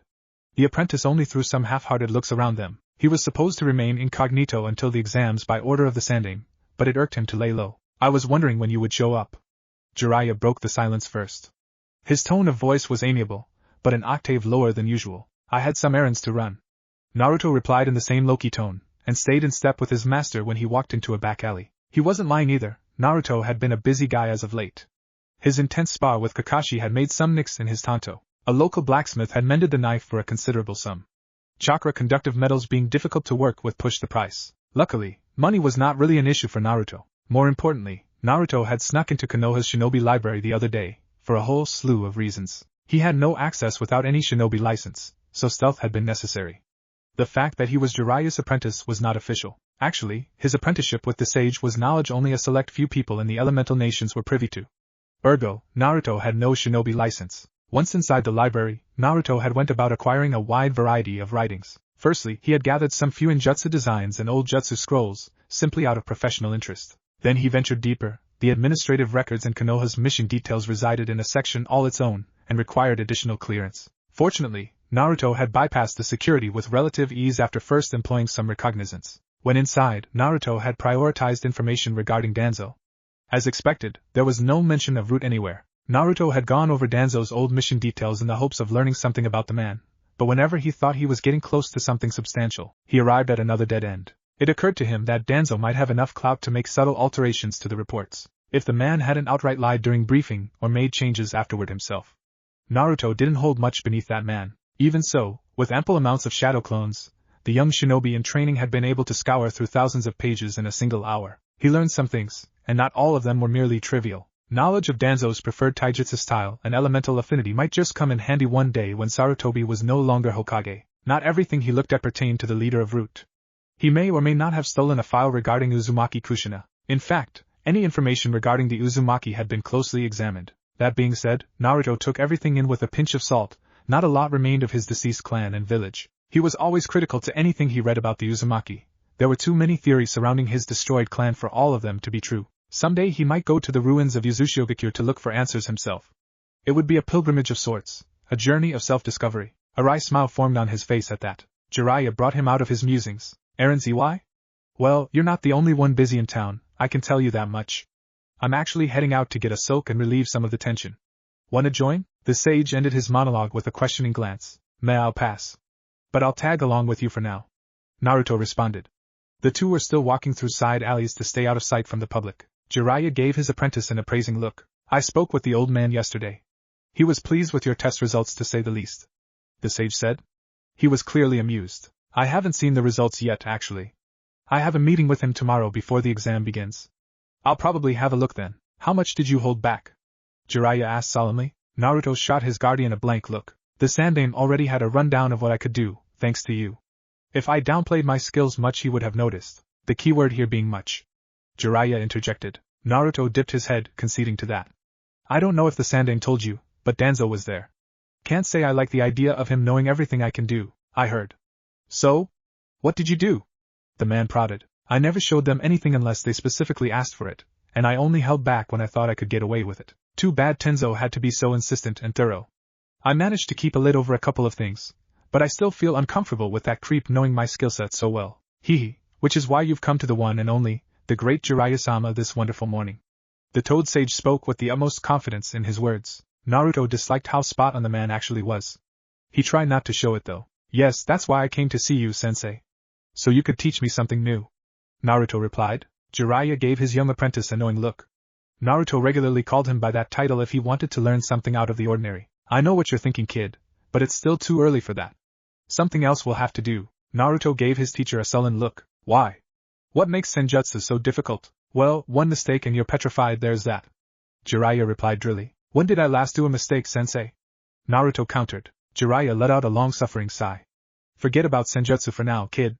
That particular branch of chakra demands a large time window to master, which we don't have. I'm not gonna gamble on your smarts, and pray you make it work in time for tomorrow's exam. The two had stepped out of the alley and into a busy street. Naruto kept his eyes downcast as he walked alongside his teacher. His response was quiet, but Jiraiya picked it up even through all the commotion around them. I was thinking you could teach me some of it after the initial phase of the exam, actually. It's your decision, of course, but at least show me something of note, something powerful on its own. An ace. I'll need it by the end of this farce. Are you implying some of the things I show you aren't noteworthy? Jiraiya mused questioningly. Pretty much. Naruto grinned, but the carefree smile slipped quickly. You know what I mean, old guy. By now, the two of them had slipped into another of the many sideways veining through the red light district. So, no help at all during the exams then? No Super Sage guidance? If he were being honest, the exams themselves would actually be a breeze. He just happened to have a lot more on his plate than just examinations. Sorry to say, but I've got my own objectives. You have to go it on your own at some point, kid. At least you're gonna be on home turf. I'll manage. Naruto replied in earnest. Whatever the Sandaime wants, I can do it. But I expect you to be around when this whole thing falls apart. Jiraiya gave a serious nod. Of course. Instead of replying, Naruto halted in his movement when he registered something unexpected. Jiraiya quickly noticed his stop. What? Naruto answered slowly, his mind working through several scenarios as he spoke. Something just triggered the tremor-sensitive seal on my apartment door. Oh, you actually bother with using those? The sage asked in bewilderment. Naruto eyed his teacher with mild exasperation. In response, he held up a small paper seal for his lackadaisical master to see. It was a standard mirror seal. In short, a mirror seal would always mirror the effects and changes done to its mirroring partner. The one Naruto carried right now was mirroring the tremor seal attached to his front door. Jiraiya gave the seal a quick look. A thin stream of vapid smoke rose from the elaborate patterns, and the outer edges of each kanji were slightly singed. It did its job, Naruto stated. Someone's at my door? Or is it something else? I should head back and find out in either case. You off then? Jiraiya guessed. Naruto gave off a positive hum. He then jumped against the closer wall. The acrobatic youth springboarded himself further up, and then he grabbed hold of a decrepit lamppost with one hand and heaved himself up to grab the edge of the stone roof with the other. The youngster heaved and pulled himself onto the roof. He rose to look down at his teacher. I'd give some penalty points for bad style at the end there. The man commented with a cheery smile. Yeah. Naruto waved that away. Don't get killed in the aftermath of these exams, okay? I don't want more dead students. Jiraiya proclaimed from the ground.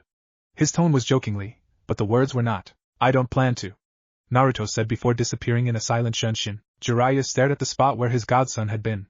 Neither did your father, kid. The contestants' apartments. Uchiha Sasuke and Harino Sakura traded glances. No one answered the door. Let's try the next one, Sasuke-kun. Sakura ventured carefully, to which Sasuke grunted noncommittally. The young Uchiha didn't want his teammate to read too much into this. His only motivation in coming here was to settle a debt, whatever Sakura thought was not it. He didn't want an ominous life debt hanging over him in the exams. The Uchiha didn't know if the odd blonde boy would try to exploit the debt in the exams or not. Nevertheless, Sasuke wanted to remove the debt quickly. There was no harm in being careful. The acclaimed genius had expected the foreigner to seek him out to resolve the stupid debt. He had not. So, with the exams starting the next day, Sasuke had spontaneously agreed to come with Sakura that day. The girl had nagged about tracking down Naruto the last few days. Apparently, she wanted to thank him properly. That seemed like wasted time to Sasuke, who didn't care all that much about the blonde. Naruto, as the boy had called himself, had seemed powerful. Sasuke would have probably found him interesting in the days before Itachi had ruthlessly killed off their entire clan. Nowadays Sasuke found it hard to give much of a damn about anything, particularly people. He only desired one thing, to avenge his clan by killing the man responsible for their annihilation. Anything not related to that muddled down to pretty much the same. Therefore, Sasuke didn't care. Period. Sakura stepped away from the door when no one answered, and Sasuke followed her with his hands in his pockets, shoulders slouched. Actually finding the stupid blonde foreigner had proven itself a struggle. Are you perhaps looking for someone? Sasuke whirled around in a reflexive jerk. Sakura turned normally, but blinking like an owl. A man towered in front of them, not menacingly, but clearly expecting respect. He had a lithe body with an angular face. The forehead protector wrapped around his arm immediately identified him as a Kiri shinobi. Sasuke had half a mind to tell him to mind his own business. Sakura was faster to respond. Yes, she called out in a pinched voice. Sasuke almost snorted. Sakura always stepped carefully around any authoritarian, with the exception of Kakashi. Hi, that is, we are looking for a boy our age. We think he's here for the exams. The unfamiliar man nodded along. A few strands of dark brownish hair fell across a pair of intense eyes, also brown. I see. How does he look like then? Sakura's eyebrows creased a bit, and she looked down at the ground searchingly. I think he's about our height. Bright hair, blonde.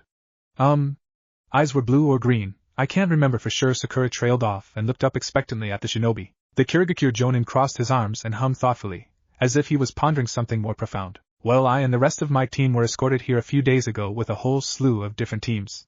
I only spotted one blonde-haired person though, a female. I'm afraid the person you're looking for is not a resident here. He might be from one of the lesser privileged villages, in which case he's probably renting a room somewhere in the village with the rest of his team. Tough luck. Sakura frowned and looked down dejectedly. Oh, I see. Sasuke gave a small shake of his head. I don't think a guy that strong is from some outback country with no proper hidden village. The Kirigakure team leader arched an eyebrow at the presumptuous line. He opened his mouth to respond, but paused when a small group of obvious genin came strolling down the stairs. The man still unnamed to Sakura and Sasuke gave the two of them a brief glance each. There was no intensity to his eyes any longer, and Sakura couldn't help but feel like he had lost whatever interest he'd initially had in them. He twirled around in a shinobi-like motion and stalked off. He gave a last parting comment. I'll take my leave now, as my team is waiting. A word of advice to you too, don't underestimate anyone in these exams. Not even opponents from an outback village. Sasuke's pride took a dent, and he stared surly after the man. Sakura didn't know how to react, and an uncomfortable silence took place. As was her wont, Sakura began ranting. Should we try somewhere else then? It could be difficult to find him now though. Maybe the best thing is to wait until tomorrow. We're sure to see him in the exams, right? I mean, there's no way he's not going to compete. No, I'm sure we. Do what you want, I'm done. Sasuke cut in. Oh, okay. Sakura hated herself for stuttering. If only she could be more composed. Done with what exactly? Both Sasuke and Sakura snapped their eyes back to the staircase. Standing casually there was Naruto, an amused smile fixed to his face. You do live here? Sakura shouted and pointed at Naruto as if he was a criminal. Well, yes. He answered easily and walked towards them. Sasuke folded his arms, content to watch for the moment. Naruto threw a thumb over his back. Did you also run into the Kiri team just now? Their team leader seemed strange. He looked at me as if I was a ghost or something. That genin in the front though, she seemed dangerous. Naruto gave Sasuke a bright smile. You might have to watch out for her, Uchiha-san. Sasuke frowned at the implied slight to his skills. She won't be a problem, as long as you don't trip me up with any demands tomorrow. Naruto blinked once. Twice. Realization struck. Oh, you don't have to worry about anything like that. Sasuke gave him a long stare. Naruto returned it evenly. Well, that's good then. Sasuke finally acquiesced. He gave Naruto a last look, before he jumped onto the metal railings of the balcony. He was about to jump off when Sakura nagged again. Sasuke-kun. We haven't even thanked him yet. Where are you going? Ugh. Sasuke reluctantly turned his head around from his crouch on the railings. He supposed he could spare the blonde 2 words of gratitude before he went off. He opened his mouth to do just that, when he noticed Naruto wasn't even paying either of them any attention. Instead, he was inspecting one of them many doors they had knocked on earlier. Clearly, Naruto didn't really care if he thanked him or not. Which was fine by Sasuke. He could leave if that was the case. Which of you knocked? Sasuke gave pause for the second time, now slightly annoyed. Huh? What do you mean? Sakura wondered aloud. Sakura knocked. Why? Sasuke replied monotonously. He was a bit curious as to why Naruto wanted to know something so trivial. How does he know we knocked in the first place? A lucky guess? Simple deduction? Because I'm curious. Did you use much force when you knocked, Sakura-chan? Well, we've tried a lot of doors today. I might have gotten a bit frustrated and… Oh, what's that, Naruto-san? Sasuke sighed in defeat and slipped off the railing. This had better be worth it. As it turned out, it was. The inside of the door Naruto was inspecting had a large seal affixed to it unlike any other Sasuke had ever seen. It brought up an old line he'd heard sometime in the academy. Fuinjutsu was not just an art. It was a science. Each line has a purpose, and nothing is ever out of place. That was Fuinjutsu, and looking at the seal in front of him, he could only agree. It's my alarm system. See these blackened areas in the outer rings? Naruto asked, gesticulating with his hands. Sakura nodded fervently, wholly consumed by the complex seal in front of her. Sasuke unconsciously leaned closer. They appeared a few minutes ago, when you knocked. Sakura blinked owlishly. Really? How come? Naruto held up his mirror seal. Well, I thought somebody had knocked down my door.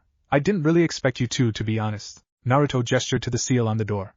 That's a tremor seal. It's keyed to this mirror seal. I activate the seal when I leave the apartment, and if something happens, my mirror seal will warn me. Sasuke found himself nodding along. It seemed like useful equipment. That mirror seal is probably just as complicated as the tremor seal. Why have I never even heard of these? That's amazing. Sakura said 2 octaves louder than necessary. Naruto drew a blank at the sudden enthusiasm. Oh, really? You think so? Sasuke deadpanned. Doesn't he realize how complicated and far ahead this Fuinjutsu is? Of course I do. Sakura was quick to declare.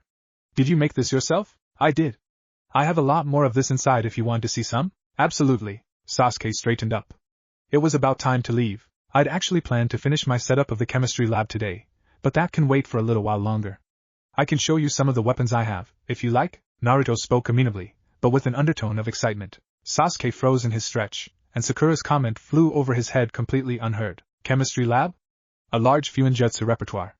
And weapons? Sasuke turned to see his teammate shake Naruto's hand and formally introduce herself. While chemistry might not have much of an appeal on him, he knew a knowledgeable chemist could make, or refine very dangerous toxins. Not to mention the Fuinjutsu, and besides, what kind of weapons did he have? Sasuke took a hesitant step forward. He followed Sakura into the hallway, and he reluctantly shook hands with Naruto when he offered his. I'll be out in 5 minutes, this is just to sate my curiosity. Sasuke first managed to leave a couple hours later. Day of the exam, Konoha's arena. Naruto was sitting comfortably, his feet dangling from the edge of a tall spectator box.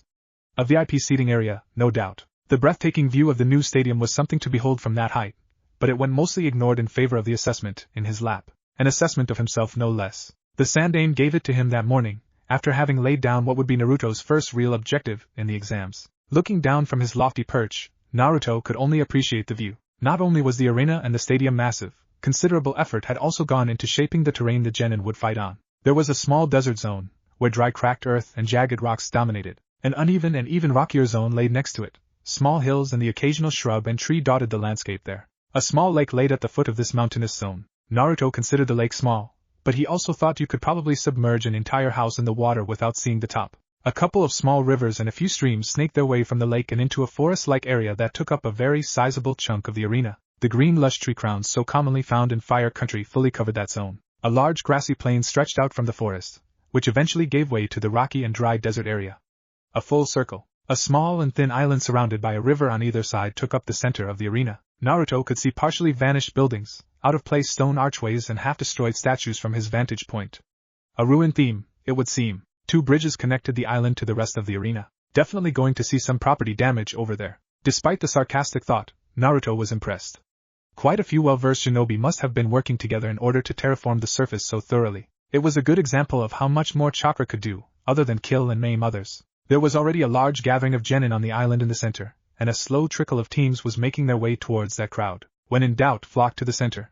Naruto thought amusedly, before looking down at his assessment. Apparently, he was good. That did not come as a very big surprise to Naruto, but it was nice to read nevertheless. He glanced over the page yet again. For the most part, he agreed to the grades with a few exceptions. A skill assessment of Subject 9, grades ranges from E being the worst, to S being the best. Ninjutsu, chakra levels S, chakra control A, hand signs and technique A, jutsu repertoire B, nature manipulation S, shape manipulation S, endnotes. Subject is capable of highly advanced techniques and has remarkable chakra control if one takes the vast chakra reserves into account. His grade in nature and shape manipulation speaks for itself. As a final overall score, the subject is given the grade S in the field of ninjutsu, taijutsu, technique A, physical strength B, speed A, reflexes A, hand-to-eye coordination A, endnotes. Subject is well versed in taijutsu and has reached a significant level of mastery, with his own unique style, while also employing 2 other complementary styles. As a final overall score, the subject is given the grade A in the field of taijutsu, genjutsu, technique C, resistance A, perception B, jutsu repertoire D, endnotes. Subject has a proper understanding of how to overcome genjutsu, and is capable of counterattacking at times. That said, an exceptional genjutsu poses a problem for him. Although the subject has reportedly shown an unorthodox method of dealing with genjutsu. As a final overall score, the subject is given the grade C in the field of genjutsu. We in the examination committee recommend a promotion to the rank of special jonin. Alternatively, we could groom him into an ANBU cell or one of the Hunter Nin teams. Signed, Konoha Examination Committee Leader, Yasahi Hiroki. Grooming for ANBU UI? No thank you? Naruto muttered to himself. He was aware an announcement to gather somewhere was being made to the genin below, but he was too consumed in his thoughts to be bothered much by it. The grades were flattering, but a few things were noticeably absent. The theoretical tests the Sandaime had given him, for instance. Actually, quite a few things had been left out. Subterfuge and stealth had not been mentioned, weapon handling and thrown accuracy had been omitted. Even though he had been tested in all those fields, not even a mention of Fuinjutsu. Strange. Only the 3 big combat skills, ninjutsu, taijutsu and genjutsu, had been part of the assessment. He wondered why all of the other skills had been omitted. Whatever the case, he was running late. The exam was about to begin, or the first introductory stage at any rate. Naruto rose up and stared at the assessment uncaringly. He was tempted to just burn it and get rid of it. In the end, he sealed it into a scroll, but he doubted he would have any use of it. Done with his musings, Naruto took a few steps away from the edge to get some running speed. He would have tried for a less showy entrance had the situation been any different, but, apparently, the Sandaime wanted showy. Oh yes, the old geezer had gone as far as to instruct him to be flashy. A small but excited smile took hold of him, and Naruto kicked into a sprint. If the Sandaime wanted flashy, then who was he to deny him? The young Uzumaki reached the ledge and launched himself into a powerful shunshin that sent him whizzing through the air. The arena center. Team 7 stood alongside Yohei Kurinai's Team 8, and Asuma Sarutobi's Team 10. The 3 rookie squads had immediately huddled together upon spotting each other. A few more friendly faces in the midst of hostility made a big difference. It amused Sasuke that for some reason, a lot of the genin present had the urge to appear menacing and hard-boiled. Just a bit off from them was a team from an unfamiliar village leaning against some of the broken-down ruins that covered the island. All 3 were eyeing the Konoha genin, and not in a pleasant way. There were already dozens of teams on the island, and everyone was waiting for the rules to be announced. He glanced at his fellow rookies and former classmates. Truth be told, he never considered any of them as friends, so it felt wrong thinking of them like that. They were acquaintances, and he hoped they got what they wanted out of life. That said, Sasuke didn't truly care about them in any significant way. He never bothered to get to know any of them. Even so, he had to admit, already a few months after their graduation from the academy, and there were notable differences in some of them. For one, the blonde girl wasn't hanging over him like an overbearing puppy. She actually looked worried. Which was good. She realized she was in a hostile area. Sasuke wasn't sure if she would have comprehended that back in the academy. The Yamanaka clan heir stood guardedly next to her two teammates in a stance with both her arms wrapped around herself. The Akimichi boy was at her side with his customary pack of snacks. He had not changed at all. The Nara made the full trio of the team, and as always, Shikamaru looked bored despite the situation. A yawn crept up on the lazy boy, and Shikamaru half-heartedly removed a hand from one of his pockets to cover his mouth. The Yamanaka frowned and glared at him, but said nothing. Shikamaru nearly seemed to sag in relief at that. Sasuke was honestly curious if he was going to see the Nara actually lose his composure this time around. He doubted it. Standing right across himself was the Aburame clan member. Sasuke thought his name was Shino. He might be wrong, but as he could count on one hand the number of times the guy had said anything in their academy years, he felt safe in saying he knew virtually nothing about him. Beside the Aburame was the Inuzuka and his pet partner. Sasuke only barely managed to hold back a snort at the two. How the tiny dog was supposed to be any good in combat, he had no clue. However, Kiba had an unshakable faith in his partner. Sasuke's eyes wandered naturally to the last rookie on Team 8, Hyuga Hinata. That girl was hard to comprehend, much less get a read on, particularly because she had used to be so shy and timid in their first year in the academy. Yet that was a long time ago now. Today the Hyuga heiress was frightening, a trait she had picked up some years ago. She wore a slim, white patterned dress, befitting of her status as the heiress to the Hyuga clan. A slit in the dress ran from her thigh and down the whole length to allow her mobility. Her bare feet wore some feminine black sandals. Apparently, she noticed him studying her, and she gave him a challenging stare. Sasuke diverted his gaze quickly. He wasn't sure what had made her do the full behavior turnaround, but he could relate somewhat. Sasuke still remembered how it was like to have a clan watch your progress with bated breath. He knew what it was like to live up to the expectations of a strict father. There was no way Hinata would have been able to do it as a timid girl, so she had changed. End of story, at least in Sasuke's mind. Everyone is so tense. The sound of Kosuke's voice drove Sasuke out of his own mind. He looked around to see his former academy acquaintances attempt some conversation. Shikamaru responded in his usual monotone. Well yeah, there has never been an exam this big. The more people there are, the more pressure you feel. That's part of what makes crowd mentality work the way it does. I don't see you helping any in this situation, so don't try to be smug, Shikamaru. Ino replied primly. She's still the same at heart, Sasuke realized, and watched as the two derailed into one of their typical quarrels. When does this start? I hate waiting. I only brought so much snacks with me, I don't want to run out. Will you stop asking that, Chuji? I have no fucking clue, Kiba said with a shoulder stretch. Sasuke arched an eyebrow at that. When did he start cursing so openly? Does he think he's cool?